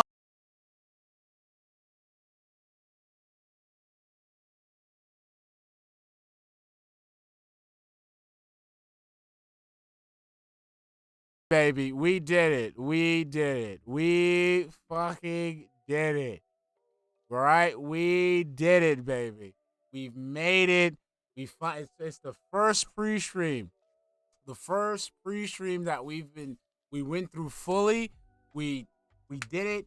We didn't quit. We, dug our heels and we made it, okay? Made it. We made it. We made it. We made it. All right, ladies and gentlemen, I will see you guys tomorrow. Love you, love you, love you. Thank you guys for stopping by. You already know we always having fun when Phil's fucking up on level 1. So I will see you. Mwah. Love ya, love ya, love ya, love ya. Bye.